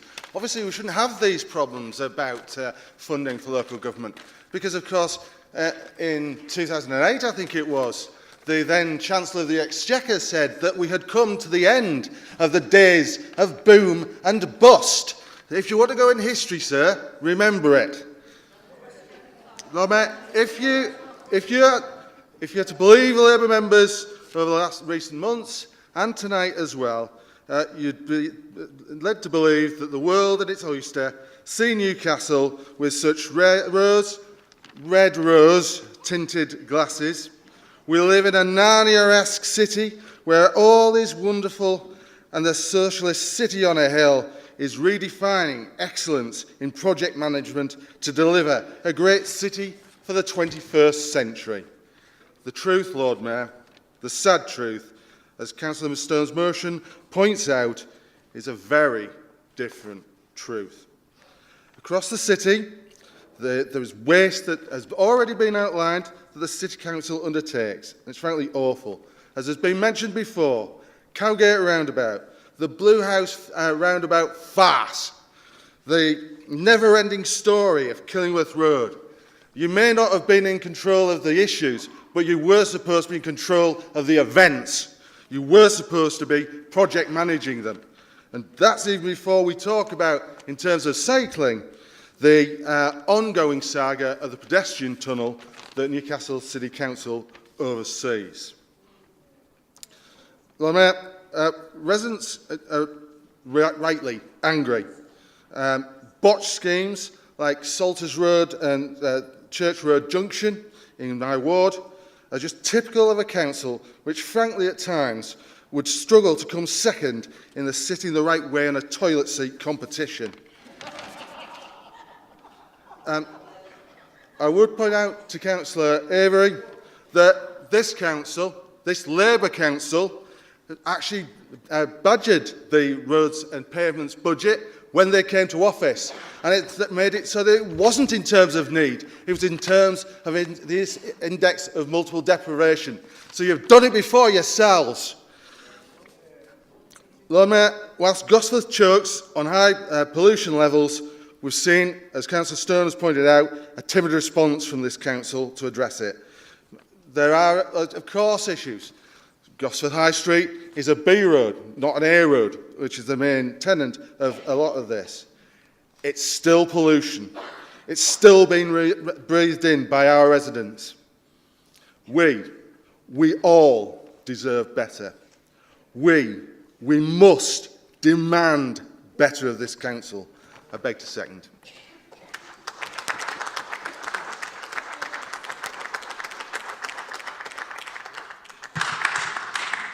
I now call on Councillor Stone to reply.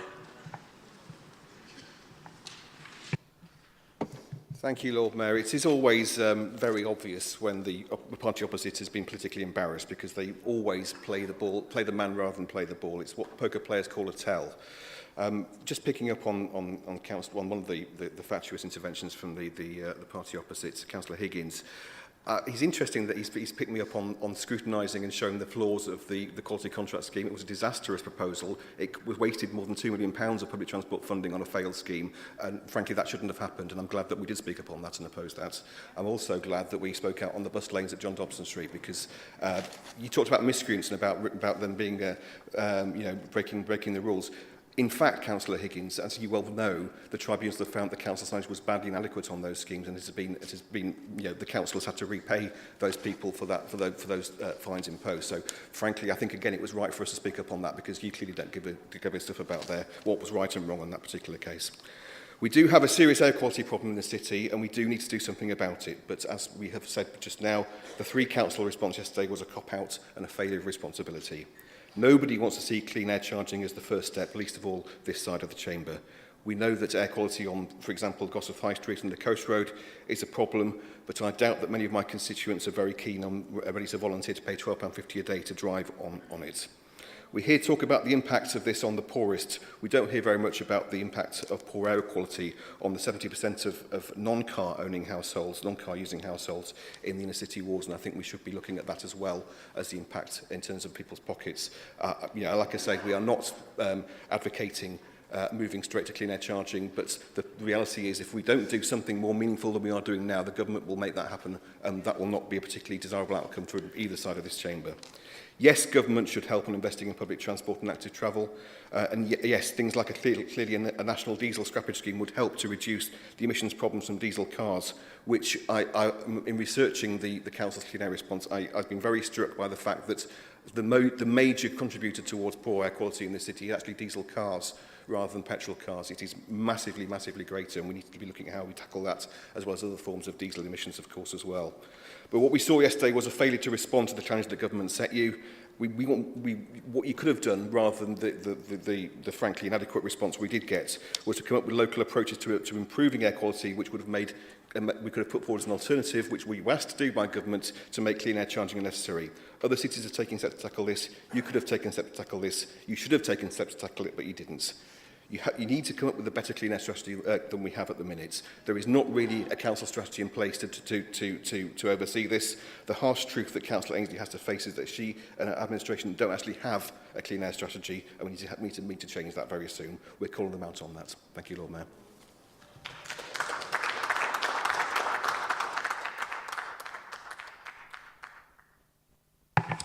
Does Council agree the motion? Should we go to the vote then, please?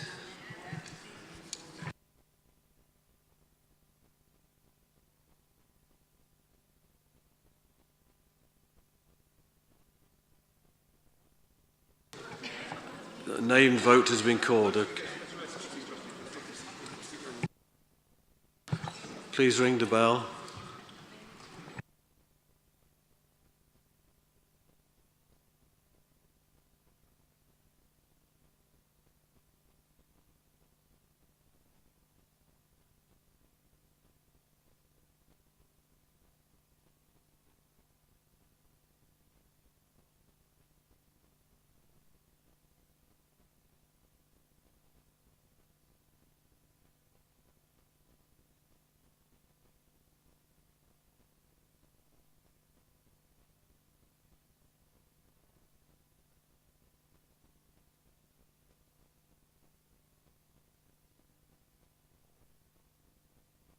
Everyone voted?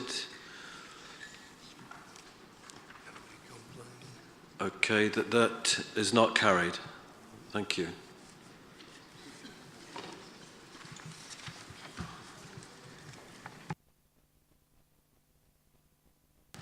Notice of motion, lift the ban on asylum seekers. I call on Councillor Forbes to move the motion, seconded by Councillor Kilgore. Lord Mayor, anybody who has spoken to an asylum seeker, sat down with them, heard their story, can't help but to be moved to tears. We hear stories of people fleeing war zones, people fleeing persecution, people who've seen family members executed in front of them, people who've seen their wives and their children raped as an act of revenge. There's no doubt that the trauma and suffering that asylum seekers who end up seeking asylum in this country have gone through has a scarring effect on them and their lives. And how do we, as a country, choose to integrate them into our society? We put them in the worst type of housing, the cheapest type of accommodation, concentrated into the most deprived areas, and we deny them the right to work. And the subject and support arrangements around asylum seekers' housing has been debated in this chamber on many occasions over the last few years. But we haven't yet had something to say as a council about calling on the right for asylum seekers to work. And members will know that it's a driving passion of mine, and many of us in this chamber, that good quality work, employment, is the route to a good society. It's the foundation of people's self-respect, of their dignity. It allows people to be human, to achieve their potential. And yet, the people that are most in need of rediscovering their identity and finding their new roots in a new community are denied the opportunity to participate in the economy and society that operates around them. That is, surely, Lord Mayor, one of the greatest injustices in our communities that we see today. Which is why I am calling in this motion for us to join the Lift the Ban coalition. This is a movement across this country calling for better treatment of asylum seekers so that those people who do come here to build a new life or to seek temporary refuge while their home country is in a state of turmoil can feel that they can contribute to the society that is offering them refuge. We have a proud tradition in this country of welcoming people in times of difficulty. Just think back to the kinder transport and the way that those children were embraced into British society, and many of them went on to lead fulfilling lives which enriched our country. I'm sorry to say I don't think we can tell that kind of positive story today about the way that many asylum seekers are treated. The poverty that they are forced to live in, the risk of exploitation that they are exposed to, as well as the personal tragedies of people often coming from highly qualified professions and with decades of experience being denied the ability to use all that they've learned throughout their lives, is surely a waste of human abilities and human capacity.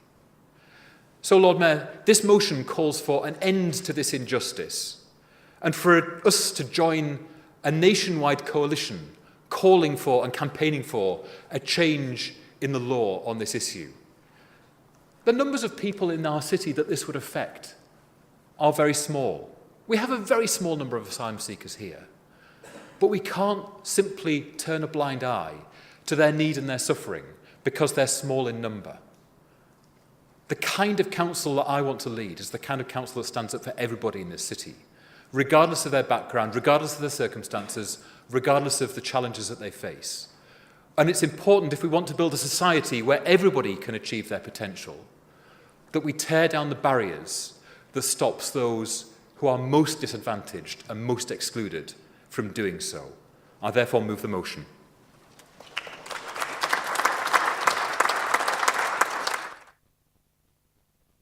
Councillor Kildare. Thank you, Lord Mayor. It seems really quite astonishing that this motion, that the Lift the Ban campaign, is even needed. Surely it's common sense to allow asylum seekers waiting longer than 6 months for a decision the right to work, to support themselves and their families. Particularly since the UK currently has one of the longest waiting periods of 12 months before people seeking asylum are given a right to work. But even then, this is limited to jobs that are on the government's restricted shortage occupation list.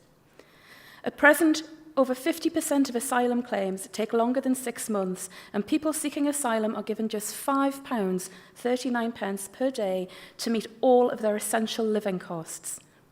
94% of respondents to a Lift the Ban survey said that they wanted to work if they were given permission to do so, and a recent study from British Future found that more than 2/3 of the public agreed that people seeking asylum should have the right to work.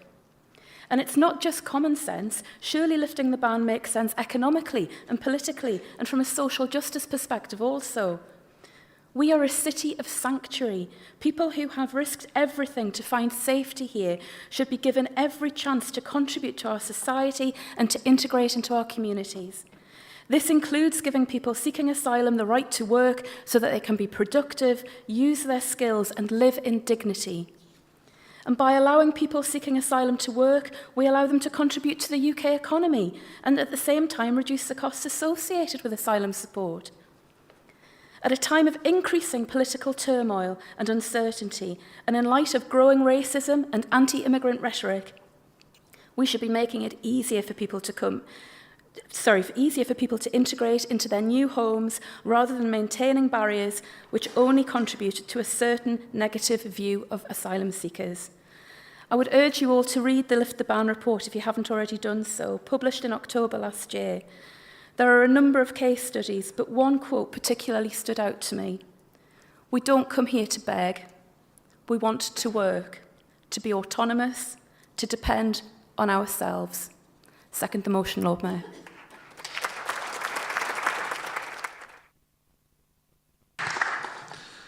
Thank you. We have received an amendment to the motion. Can I call on Councillor Taylor, please, to move the amendment? Thank you, Lord Mayor. Liberal Democrats believe strongly that asylum seekers should be allowed to work while waiting for a decision on their application. It's good for the UK economy, and it gives asylum seekers self-respect and allows them to provide for their families. As the motion says, it would avoid destitution, isolation and exploitation. So we do agree in principle with Councillor Forbes' motion. However, the motion seems to blame the Tory government for the current situation, where it was in fact the Labour government that passed the Nationality, Immigration and Asylum Act in 2002, an act amending the support arrangements for asylum seekers and creating provisions for detention and removal. The then Home Secretary, David Blunkett, said the bill was designed to change the message that if you get here and claim asylum, then we'll support you.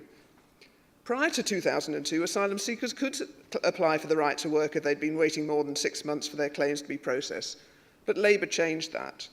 The most controversial aspect of that act was the decision to remove support for destitute asylum seekers, who subsequently had to prove that they had applied for asylum, were destitute, and that the application for asylum had been made as soon as reasonably practical upon arrival in the United Kingdom. Furthermore, the Home Secretary could withhold support from applicants who could not provide an account of how they had arrived in the UK, how they had been living since their arrival, or to anyone who did not cooperate with the authorities.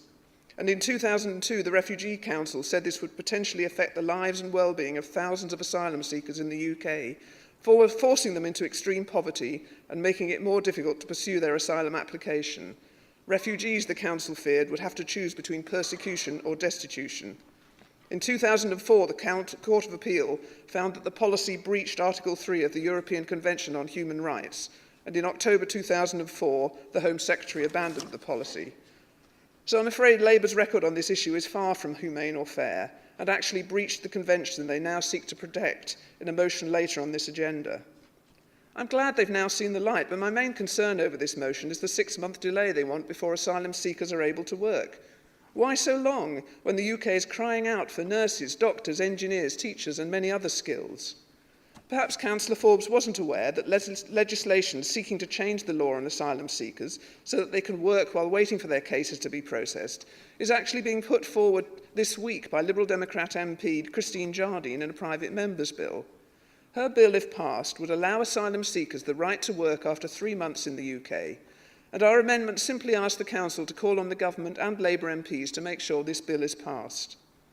Of course, we do agree that the Tory government's attitude to asylum seekers is an utter disgrace, and we particularly condemn the comments of the Home Secretary, Sajid Javid, who questioned whether the 239 people who risked their lives making the Channel crossing since November are genuine asylum seekers, and said the government will do everything we can to stop them settling in the UK. Currently, people who risk everything to come to the UK seeking sanctuary with valuable skills and experience to offer are being stripped of their dignity and condemned to an existence on the edge of our society. Instead, we need to recognise the contribution they could make and lift the ban which prevents most genuine asylum seekers from working, allowing them to seek employment after 3 months of claiming sanctuary. It would help people learn English and contribute to society while saving the taxpayer millions in support and housing payments. The UK's restriction on asylum seekers working in the UK are among the toughest in the Western world. In Greece, Canada and Sweden, asylum seekers can look for work immediately, while in the US and the rest of the EU, employment is only restricted for between 1 and 9 months of an asylum claim being lodged. But in the UK, asylum seekers may only apply for permission to work if they've been waiting more than 12 months for an initial response from the Home Office, and then only in jobs on a list of specialised occupations where there's a labour shortage. So, Council, we do support the Lift the Coalition ban, but we want to go further, and we believe that a 3-month wait is long enough. So I urge you to support our amendment and the motion as a whole.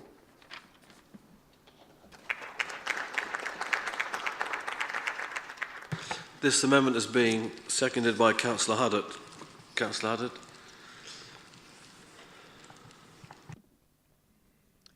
Thank you, Lord Mayor. I'd just like to say a few words in support of this amendment. In many other European countries, asylum seekers are allowed to work after a given time. For instance, in Holland and Sweden, it's 6 months. And if you have a medical qualification or something like that, they're fast-tracked into paid work. And then they don't have to get work permits and things. Obviously, people with a medical qualification are particularly welcome. One of the schemes I was particularly impressed about was in Holland, what happens with unskilled workers who appear and ask for asylum. And while their cases are being discussed, they are trained. They are put into a training programme for 12 weeks for things like kitchen skills, digital skills, mending motorbikes, and learning to drive cars. And what has happened in some West African countries is that once these people are deported, and many are, they go and set up taxi companies, they've got digital skills, and they can mend motorbikes, which are often the preferred mode of transport in some other countries. I'd also like to say, while I'm here, and pay tribute to the YHN staff that we have in this city, who have worked very hard to welcome, to settle in and orientate the Syrian families that we've rehoused here. They've had a really conscientious, thoughtful programme, and that has, for those families and their children, and that has made the process far more effective. And as someone who's worked with Syrian doctors and found them very well trained, as well as some of the other business people I've seen from Syria who were cooks and chefs and ran businesses, etc. They were all very able people. And I'd like to say thank you to our staff who've been actually working with asylum seekers and refugees. Thank you. Thank you, Councillor Haddad. A number of councillors have asked to speak on the motion. Can I call on Councillor Schofield, please?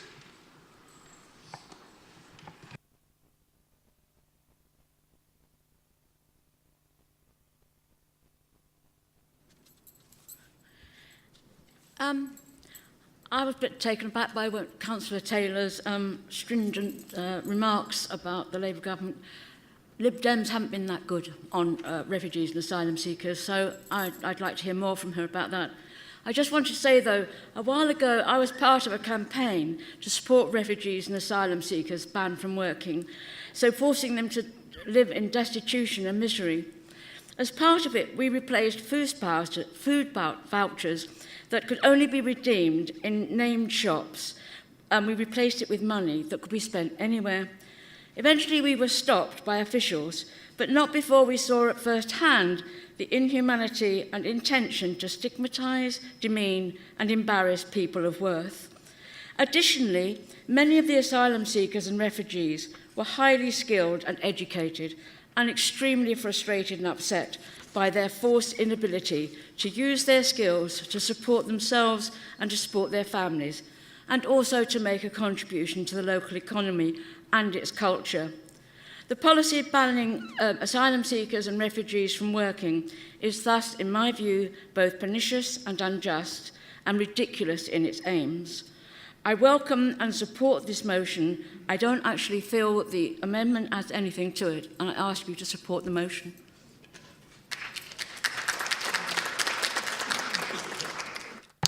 Thank you. Councillor Ali.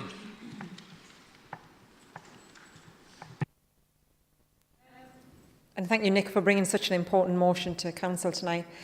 In my previous job, I worked as an anti-trafficking advocate, and all my clients were victims of human trafficking, and majority went on to become asylum seekers. Unless they had families with them or their own children to look after, there was not much for them to do apart from learning English, but only at a very, very basic level. Those asylum seekers were often subjected to complete isolation as well as depression and post-traumatic stress, which seemed to become common amongst them the longer they waited for the outcome of their asylum applications. And I can say that almost all of my clients, and I must have worked with at least 60 different clients over 2 years, it was very rare to get a decision before 1 year.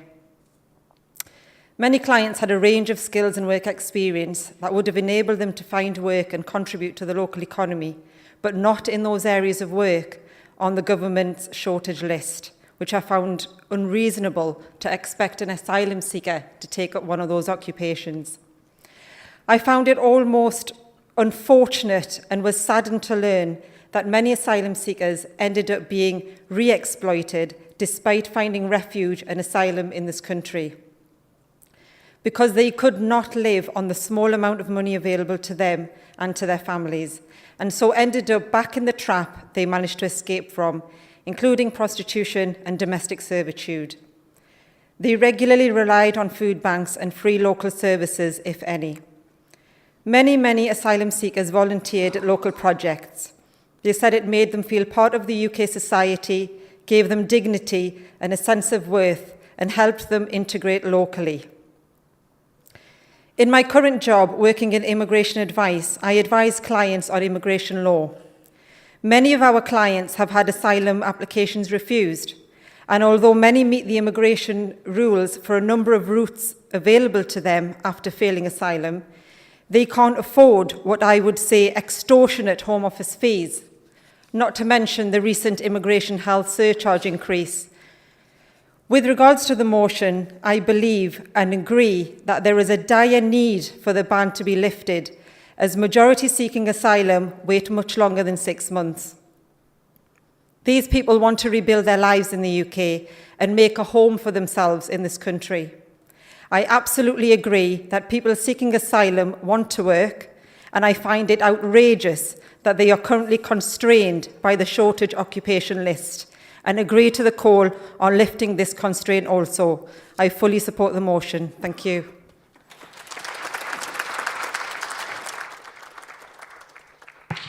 Councillor McCarthy.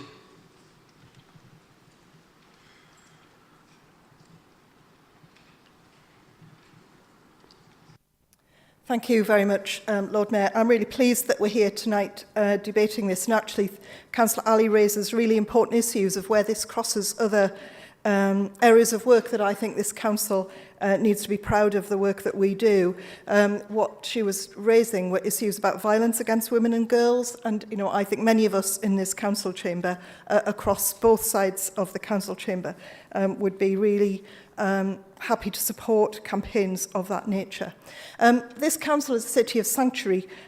We've got schools of sanctuary. We are now working, staff in the library service are working on libraries of sanctuary. We've taken the issue of asylum very seriously in this council. Some years ago, Lord Mayor, colleagues will recall that the Leader of Council invited colleagues from across the city to come together so that we could together agree what we did for the Syrian refugees who were in crisis at that time.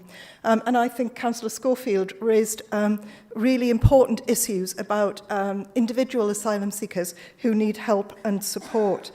We know that those asylum seekers who are not given leave to remain end up dependent on charity. And actually, those charities are really struggling at the moment. Austerity is not only hitting local authorities, but it is hitting the very charities who help the most vulnerable in our city.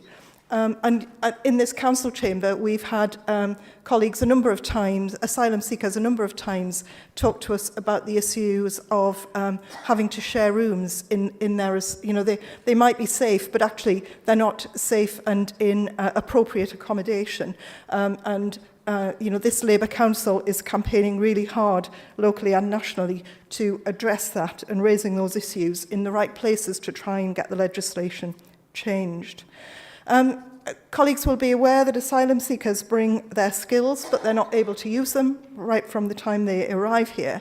And I appreciate Councillor Taylor talks about 3 months or 6 months. Well, actually, we just want, you know, in a way, we're not concerned about that, but the proposal, the motion that is before us today has been pulled together by a coalition of those who work like Refugee Action, Refugee Council, national organisations who work in these areas. And I think it's probably a pragmatic choice.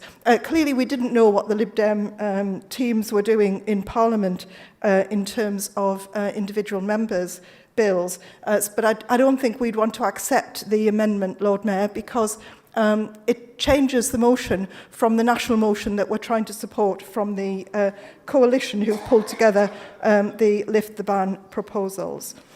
Lord Mayor, we do want the government to look at this issue.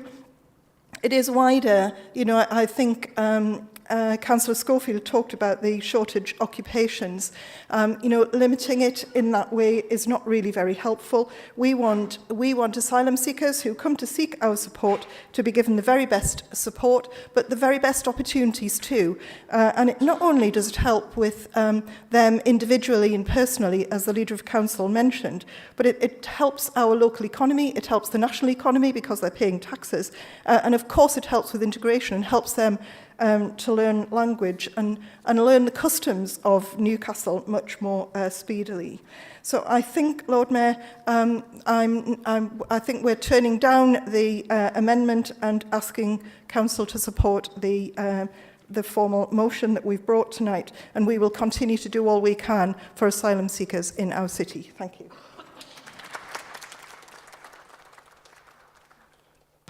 Councillor Rahman. Yeah, I've seen him. Thank you, Lord Mayor. Can I thank Councillor Forbes for bringing this motion? I'll not repeat some of the points that colleagues and comrades have made here. Was something Councillor Forbes touched on in his initial introduction, how we as individuals would feel when we come across some of these asylum individual seekers. Well, I personally have in my recent surgery, which was this Saturday, and once again, I'll not go into how the circumstances that brings individuals to a point where they are making application, and in terms of the skill set and what they have to offer.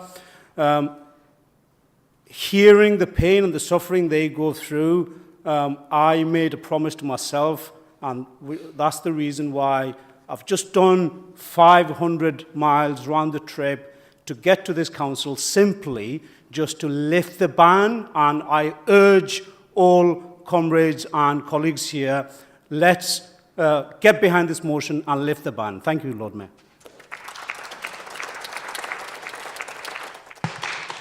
Councillor Avery.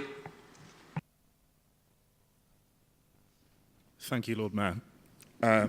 Like the vast majority of British Jews, my family story involves people who came to this country as refugees, and some of them weren't recognised as refugees then because the term didn't exist and was not applied. But 72 years ago this year, the community that my family comes from, which is Vilnius, was almost wiped out when people from that community, Gentiles who had been their neighbours, went door to door, identifying Jews and killing them. And that's why from a community of almost 40,000, it was reduced to less than 1,000. I'm fortunate in my family had come here some 50 years before, when pogroms had erupted in what was then the Russian Empire, and we were able to safely arrive. When they arrived, my ancestors worked in common trades, but trades which gave them an income and integrated them into society. One was a cobbler, one was a hatter, another was a seamstress. And that work was really vital for them in building their English, in building networks, in building wealth in their community, and ensuring that they integrated successfully. And that's why I'm here and are able to do so to speak to you today. The fact that we continue to fail to learn the lessons of our history is appalling. There are reasons that the disaster that I just talked about is the reason why we introduced a UN refugee charter, which is part of what we're going to talk about later. And that was supposed to give dignity and safety and security to people who were fleeing persecution and whose lives were in very real peril. And it's awful now, and that disaster happened because large numbers of Jews sought to leave the countries in which they're being oppressed, particularly the German Reich, and were not accepted into other countries. They tried, particularly in boats, and those boats were turned round, and people were left to drown or to return to their countries and die. And it's utterly appalling that the Secretary of State would talk about a need to deter people rather than a desperate need to rescue people who are in distress. I therefore very strongly support this motion, and I'll actually take the step of entirely agreeing with everything that Councillor Taylor said about the record of the previous Labour government. As a Jewish person, I was shocked and appalled at some of the actions of the previous Labour government in stigmatising refugees and asylum seekers. But I would note that our Member of Parliament here at the time, Jim Cousins, was a strong advocate for refugees. He was obviously a Labour Member of Parliament and spoke up against those measures and in favour of refugees and asylum seekers. And it was incredibly important, the work that refugees who came over at that point did in integrating into our society. Shola Amibi's family came here as refugees. And obviously his work, having been a football player, was really important for integrating his community. And the same was true of people from the Congolese community who were settled here as asylum seekers. And I would say perhaps one of the things that was most effective in demonstrating the sort of the value and the importance of that community was the fact that people had jobs, obviously as football players, but as other things. And therefore, I think it's incredibly important that we support this national coalition's plan for action and we lift the ban.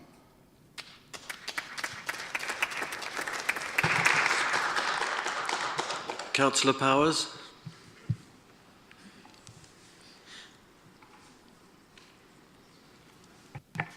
Thank you, Lord Mayor. I don't want to repeat too much what other people are saying, but I just wanted to add a little bit to the debate. First, I wanted to say that I do think it's utterly ridiculous of the members of the opposition to have a go at us because of the things that we did when we were in government, and yet make no apologies for things that they did when they were in coalition government.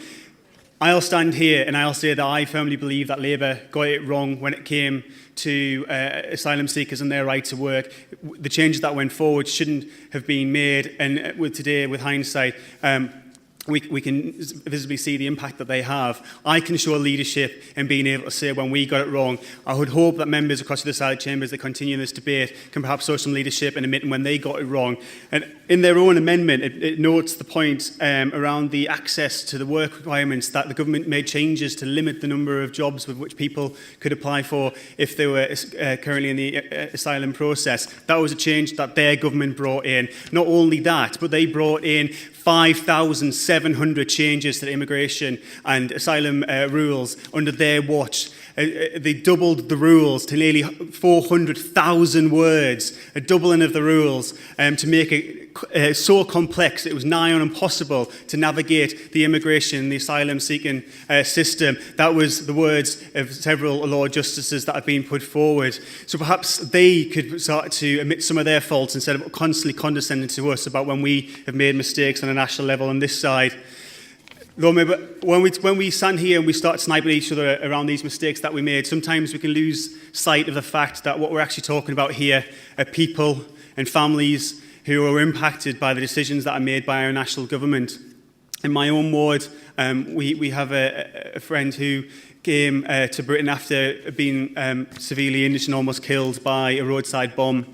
He accepted help from British medicals and was evacuated from Afghanistan and brought over here for treatment. And while he was here, he was told by his family that if he returned back to Iraq, he'd been earmarked out and would be killed. So he claimed asylum to stay in this country. But because the process was so long and complex, his family members had to flee the conflict and went and sought asylum in another country and was given that asylum.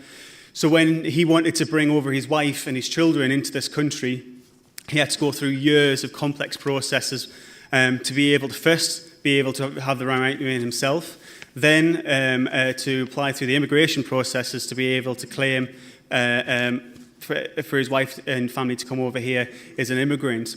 And during that time, from 2000 onwards, the rules constantly changed. Every time he tried to adhere to the rules, every time he went out and got a job and took on more hours to hit the ceiling of the amount of hours he needed to work and the income that he needed to bring in, the rules changed. Every time he thought he was almost there, when it was almost the time for him to get his family over to this country, can he finally be with them, the rules constantly changed. The benchmarks constantly moved.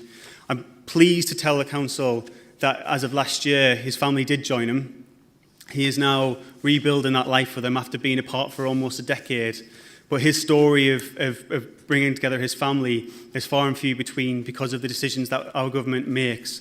We need to make the process simpler. We need to make the process fundamentally more fairer. And we need to be able to make sure that we can offer a home and a life for those that are fleeing terrible conflicts around the rest of the world. Thank you.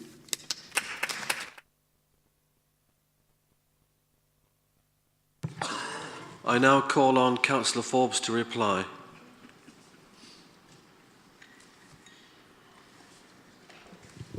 I'm very grateful to members for their very moving testimony in the chamber tonight. It tells a really powerful story that the councillors in this chamber are elected representatives rooted in the communities of this city and can tell such powerful stories about the people that we come across in our daily lives. And it should sadden us and fill us with grave concern that decades of government policy have forced very vulnerable people fleeing terror and conflict to be solely reliant on minuscule amounts of state support. That's not only a human tragedy for those individuals, and we see scores of those tragedies with people unable to fulfill their potential, but it's also part of the stoking of resentment that other communities have had. All the myths that have been built up around asylum seekers, which could have been avoided had they been allowed to participate in society in the same way that all of the rest of us do. And it saddens me also that 95% of this motion, we have cross-party consensus in the chamber, but there's a focus on a narrow part of it, which is the difference between us, and that's been the subject of much of the debate between the two parties. I'll tell you why I don't support the amendment. It's for two reasons. Firstly, as Councillor McCarthy referred to, this is part of a national movement. And part of a national movement is about working out where we can put best leverage and greatest leverage in trying to bring about the most change that we can achieve at a particular point in time. And that's why there's an assessment that the 6-month period is a realistic time period where we could get some change. But the other shows, I'm sorry to say, a remarkable lack of understanding of the parliamentary process by Councillor Taylor.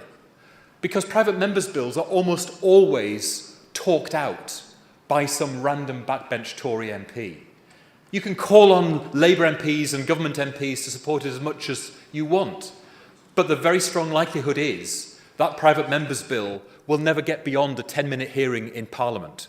Whereas the decision that we make tonight will send a very clear message in this city and to other councils around the country that we are serious about lifting the ban and we are adding our voices to that national campaign for change, because we are not prepared to stand aside any longer and allow people to continue to suffer the social injustices that scar their lives, holds our economy back, and ultimately makes our communities poorer.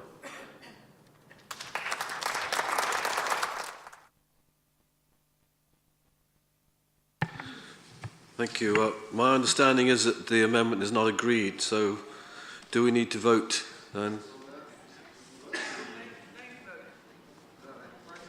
A named vote, okay. 10 people, please. 10 councillors.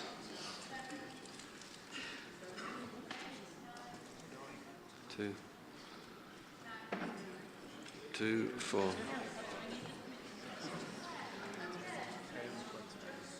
Okay.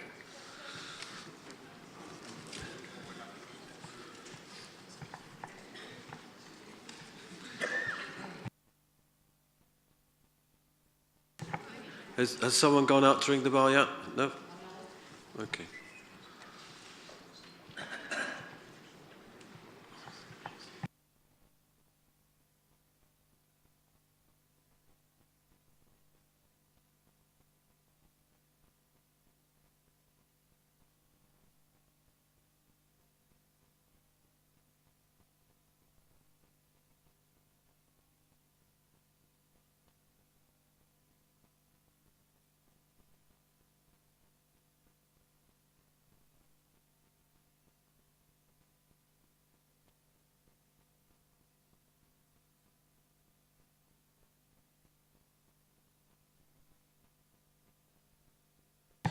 So that amendment is lost, so we go back to the substantive motion. Is that agreed? Thank you very much.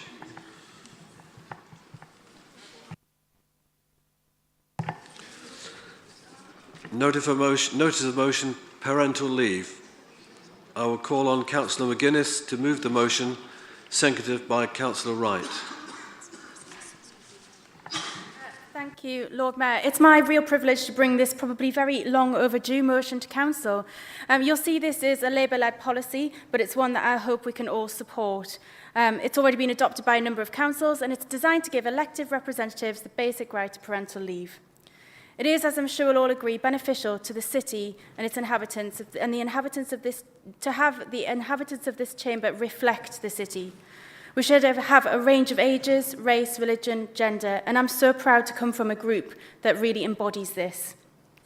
It is, however, the reality that people feel that there are barriers in place that prevent them from standing or that prevent them from staying. We also know that the reality is that these barriers are disproportionately felt by women. Thankfully, we're bucking this trend in Newcastle, but only 34% of councillors nationally are women.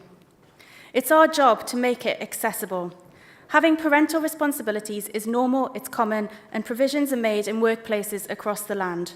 Parental responsibility should not be a barrier to being a councillor or holding additional responsibility in the council.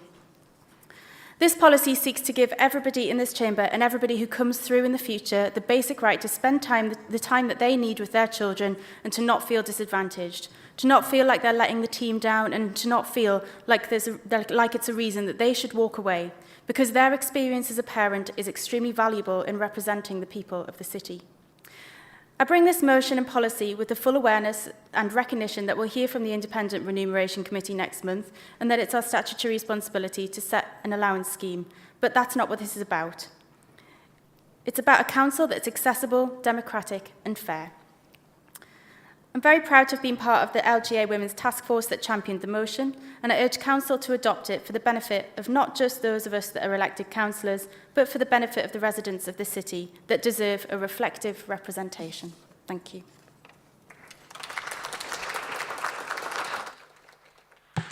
Councillor Wright. I second the motion. Lord Mayor reserves the right to speak. Thank you.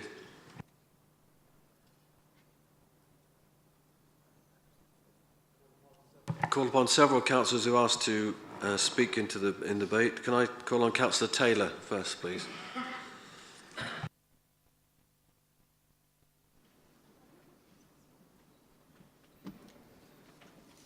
Thank you, Lord Mayor. I'm afraid I do find this a rather confusing motion. I mean, the first part of the motion mentions the unequal number of women and male councillors across the country, and I would certainly welcome measures to try and make that more equal. But I'm not convinced that the solution that Councillor McGuinness comes up with is actually the answer. I have to say that in all my years of campaigning, I've never had somebody I've approached as a female candidate for the council say, sorry, I can't do that, you haven't got a parental leave policy. And as somebody who became a councillor when my daughter was 10 months old and subsequently had another child, I have to say that the thing that caused me the most difficulty in attending council meetings was the closure of the council-run creche by the then Labour Council. And I have to say that the Labour response when I complained about this was that as I could afford childcare, I shouldn't be complaining. But it did make it very difficult because it was very easy to come in, attend a meeting, leave my children in the creche, and that made life simple. And it certainly helped me remain as a councillor until that was closed. I mean, I do struggle again with the idea that we need parental leave for all councillors. I do understand that if you've got a special responsibility, you've got an awful lot of work to do. But for a backbench councillor, the actual obligation is to attend one council meeting every 6 months. And even when you're looking after your child, you can still deal with emails and talk to people on the phone. It's not a huge amount that you have to do. So I'm just not totally convinced that this is the right answer to the problem of not getting enough women into politics. I think there's a lot that, unfortunately, Parliament does to deter women when you see the Yahoo politics of Prime Minister's Question Time, for example, and the very difficult the difficulties women have becoming MPs because of having to live away from home and struggling with very long hours. But for councillors on the whole, it's not the lack of a parental leave policy that causes problems. Now, if the council wants to come forward with a sensible proposal for allowing for paid childcare for their councillors, both men and women, I have to say, because one of our councillors isn't here tonight because he's got parental care responsibilities. But that would be a sensible policy, and we were willing to support it. But we do have some serious doubts that this policy is the right answer.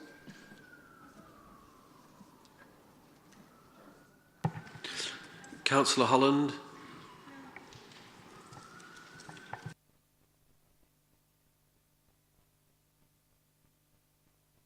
Thank you, Lord Mayor. Well, unlike Councillor Taylor, I fully support the motion because having a family should never be a barrier in anyone's life for them getting on. I think policies like this are fundamental and they are very, very important. They're important in encouraging women's participation, and as a local authority, I think we've made great gains in getting women elected, and this policy will help with that. But I also hope that it will encourage younger people to get involved in local democracy, because to be honest, it will reflect our communities a lot better and reflect those that we serve, especially if we try to get a few more people under 40, for example, in cabinet chambers. Thank you.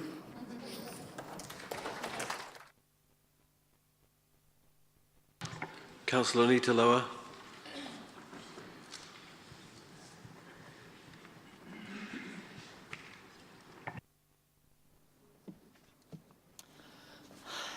Thank you, Lord Mayor. I'm not really quite sure what this motion is setting out to achieve. There's an awful lot in it. I can understand that parental rights are important, but they are not just parental rights for women. For women. It is for families. This is about the function of families. And at the minute, counsellors can take 6 months off, yes, with no recrimination at all, and it can be expanded further.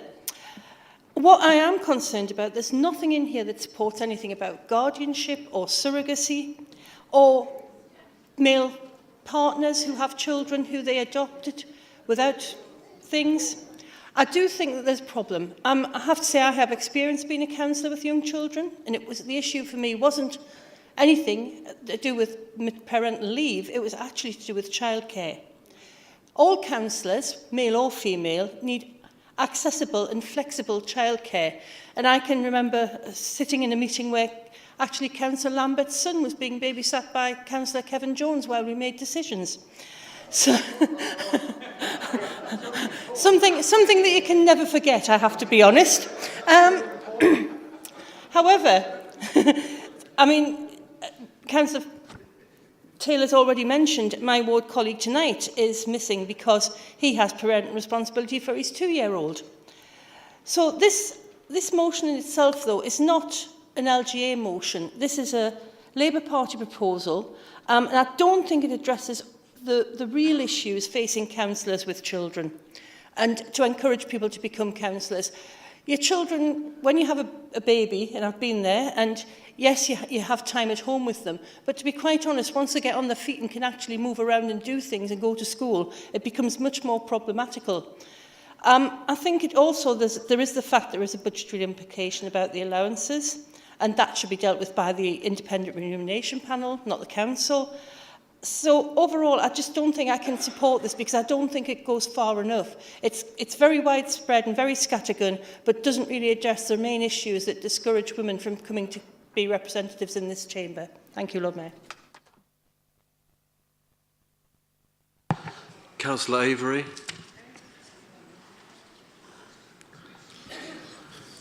Thank you, Lord Mayor. I'm slightly puzzled as to why, even after 2 speeches, why members opposite are opposing this motion, because it is true there are other things we could do, and I think we all probably accept that we would ideally wish to give really generous support in childcare payments to children, but unfortunately the council, we've talked about a great deal this evening, has financial problems. But even if that was their problem, they could have brought an amendment proposing to do additional things in addition to this motion. If the problem is that this doesn't fully account for surrogacy, I mean, my reading would suggest that it does, but if that's their concern, they could have brought an amendment adding to this policy to have more protections for surrogacy. But, I mean, fundamentally, I don't know why the perfect is becoming the enemy of the good. This is a positive step, which helps at least some people. Even if there are other things we could be doing, this doesn't seem a reason not to do this. And I just am somewhat baffled. But what I want to talk about is paternity leave, because this motion is not just about women, it's also about men. And then that indirectly also affects women, because one of the reasons why the overwhelming majority of childcare work is done by women is because men are not encouraged to do that. Men are not encouraged to stay home with their children. Men are not encouraged to take a lead in caring responsibilities. And paternity leave is incredibly important. My best friend recently took paternity leave, and he spent those I think in his case, about a month. He spent about a month with his child, and he wasn't checking emails. And we don't want people who are taking paternity leave to be checking emails. We want them to have the full freedom to spend time with their children, to build those incredibly important bonds at a really young age. And even if there's more we could be doing, and I'm sure there is, this is a really important positive step which says to young parents, and unfortunately we have lost a couple of councillors who are young parents, and councillors who are going to become young parents, it says to young parents and all parents that we do understand that we're making positive steps to the sorts of things that people would absolutely take for granted in almost any other part of life, that we recognise the importance of being a parent, we recognise the importance of someone who is adopting a child, we're going to give them leave, and we don't expect them to have to keep coming into meetings, we don't expect them to have to keep checking their emails, because they should be focusing on their children. That's all this motion is doing.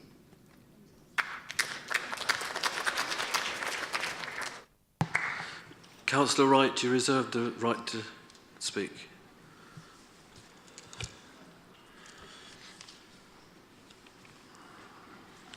Thank you, Lord Mayor.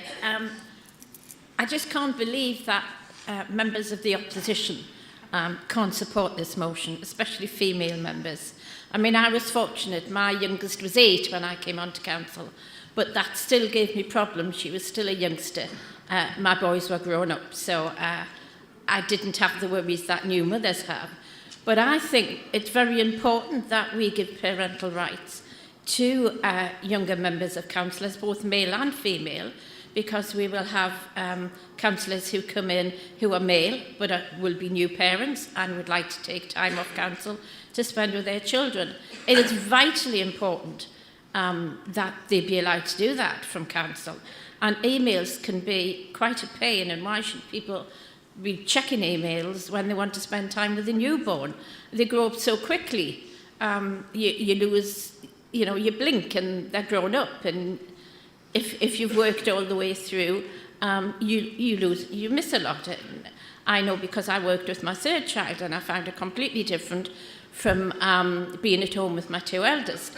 So there is a difference, and I think I support this wholeheartedly, and I think we should all support it, and move forward on this. We don't want to be a council who does not allow our members, our council members, to have the same rights, maternity rights, as everyone else.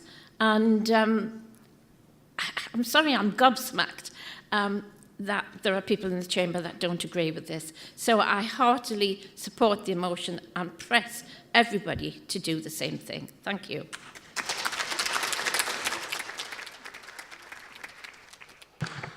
Councillor McGuinness to reply. Yes, thank you, Lord Mayor. All the opposition have done tonight has proved that they haven't even read the policy. If you go through to the policy, it sets out that this is not just about women, this is about all parents. It also covers adoption and surrogacy. So please do read it. Second of all, I do believe this is supported by the Lib Dem LGA group. It's also been supported and adopted by the Sunderland Lib Dems. So I don't think that your argument that this is just simply a Labour motion is good enough.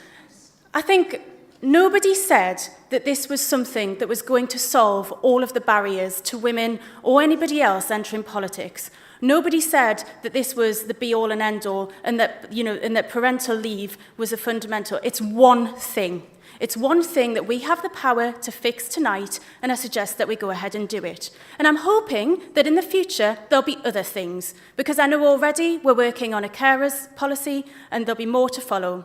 So please do support the motion. Let's bring it into the 21st century. Let's give people the option to take parental leave, because that's what it is. It's an option. And let's encourage a more diverse range of councillors, not just in Newcastle, but nationally. Thank you.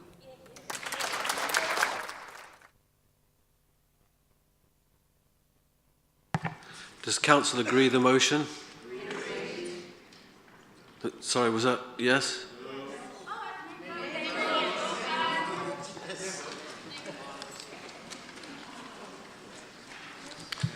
Please ring the bell.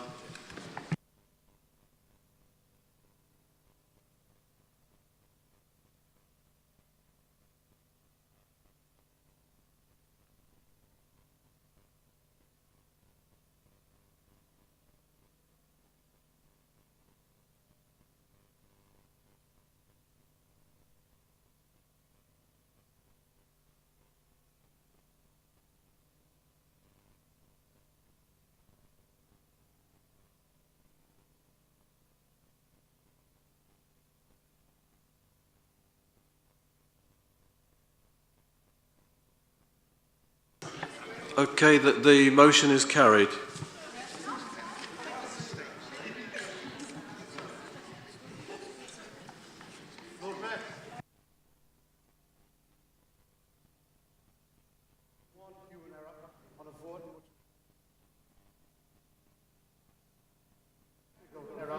Just asking for them both to be corrected, please, for the record.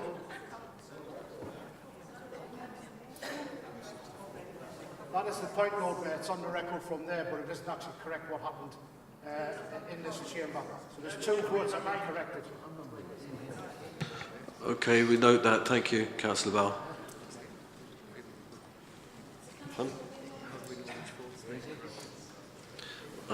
Well, but I'm presuming... Lord Mayor, just for complete clarification, the two votes that need corrected is one from Councillor and second from my colleague, which was just on the pass vote.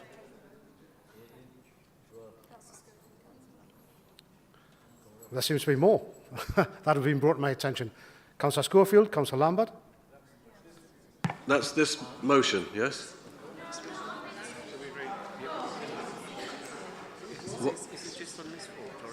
It was the last motion, Lord Mayor, and there was an amendment before. What was the previous one the legal officer is asking? Lift the ban. For Councillor Jackie Robinson.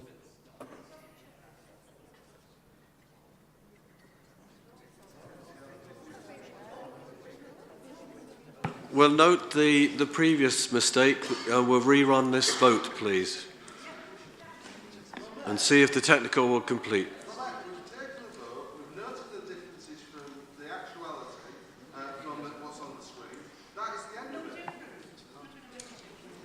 Please.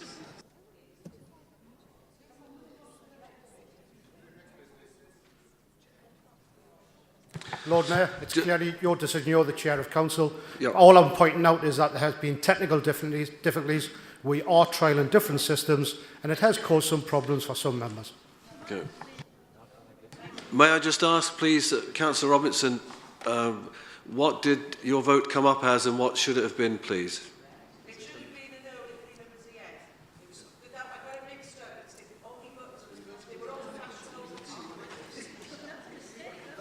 That, if that was a mix-up, it was a mix-up, isn't it? It's not a technical problem. It was a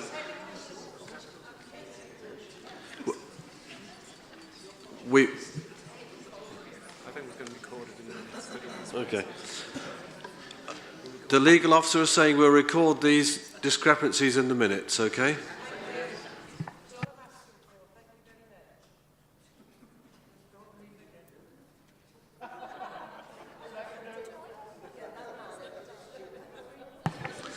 Item number 15, notice of motion, prevent men with a child conceived through rape from applying for access rights. I call upon Councillor Kilgore to move the motion, seconded by Councillor Talbot.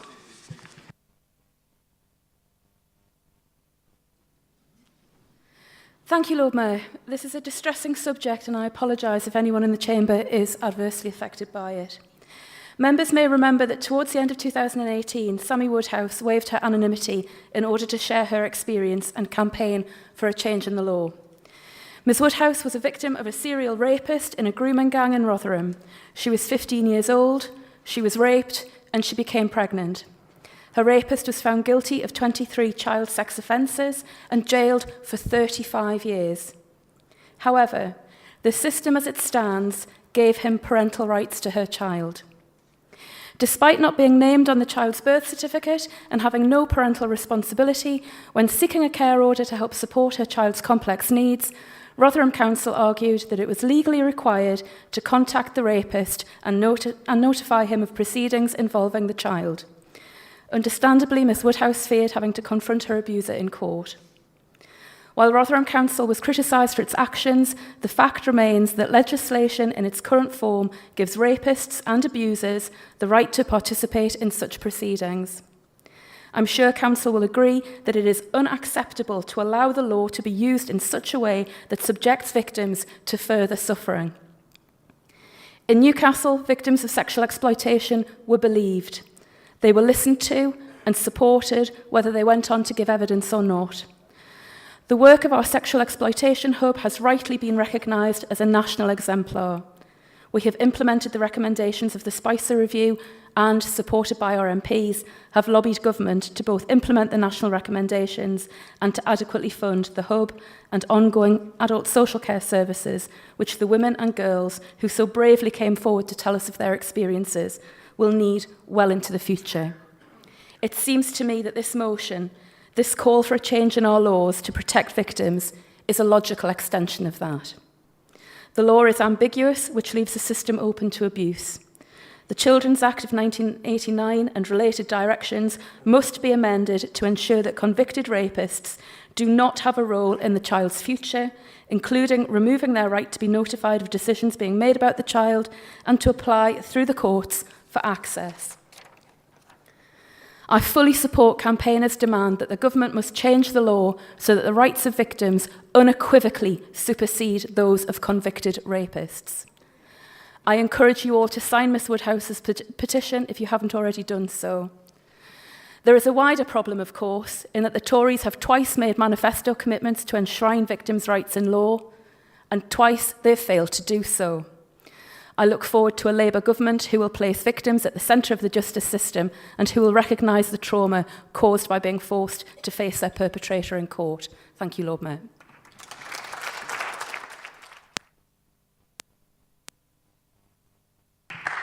Councillor Talbot.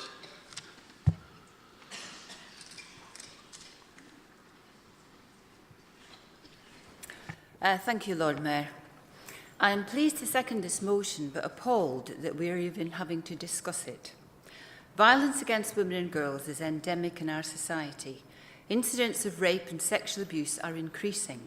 Prosecutions and successful prosecutions for such offences are falling. The CPS charged 849 fewer defendants in 2017-18 than in the previous year, which is a fall of 23%. Despite an increase in the number of incidents reported to the police. We are failing to listen to, support and protect women and girls in our society. This is further compounded by the state and its collusion. This practice of allowing, and in some cases encouraging, men who have fathered a child through rape to apply for access rights to the child and be part of its future is outrageous. This further frightens and humiliates the mother who has already been violated by this man, only to be violated again and again, supported and facilitated by the state which is supposed to protect its citizens and keep them safe. Unless, of course, you're a woman who has been raped and become pregnant, it would seem. Allowing and encouraging rapists to be part of the child's future means being part of the mother's future too. Can you even begin to imagine how that must make the mother feel? How frightening, how humiliating, how stressful, how victimised. How would a child conceived in rape feel about being made to see, visit, engage with a violent man who raped his or her mother? The Children's Act 1989 puts the needs and rights of children at the heart of the Act. This practice does not. This puts the perpetrator's rights first. This is wrong. These children and mothers are victims. Their needs are paramount. This Tory government has consistently ignored the hugely negative impact of their policies on women. This is just another example of their contempt for women and girls. This Act must be amended, and it needs to happen now.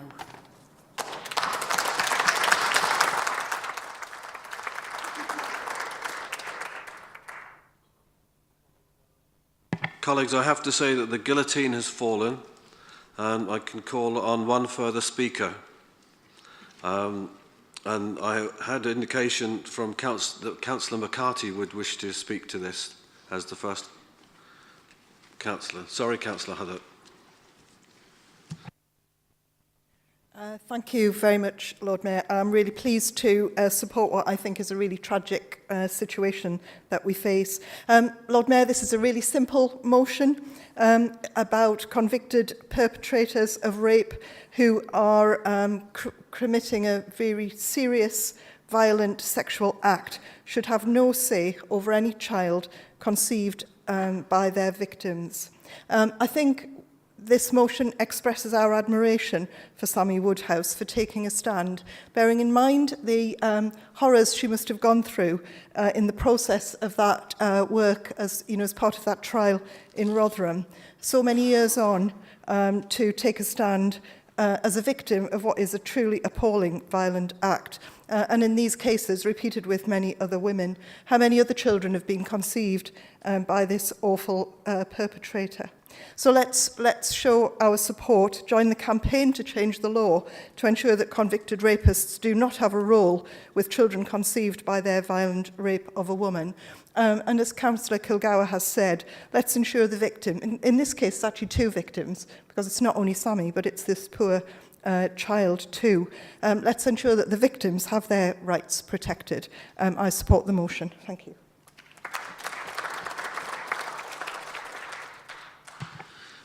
Councillor Kilgour, you have the right to reply.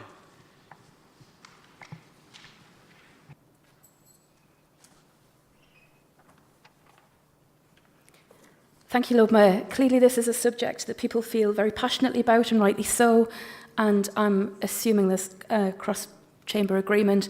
All I can do is ask you, I'm sure you will, please support the motion.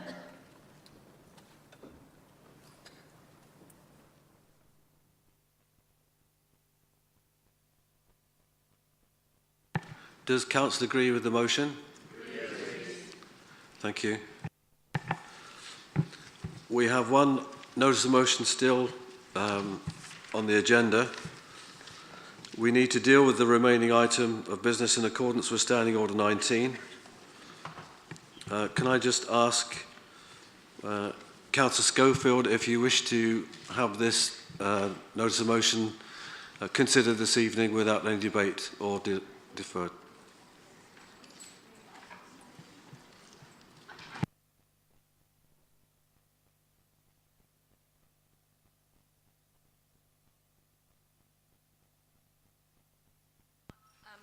I do.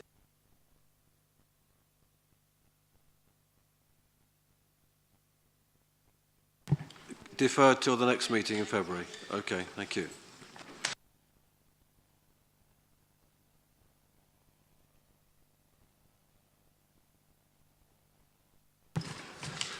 Just before I close the meeting, could I just ask a little bit of your time, particularly relating to the big debate that took place this evening with regard to the destitution of asylum seekers.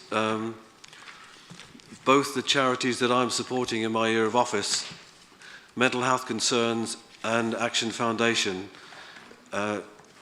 do deal with the needs of asylum seekers, and I'm wondering if you haven't already contributed towards those charities. I'd be grateful if you would think about doing that before the end of my mayoral year. Thank you very much. The next meeting will be on February the 6th, and I look forward to you meeting you then. Have a good evening. Thank you.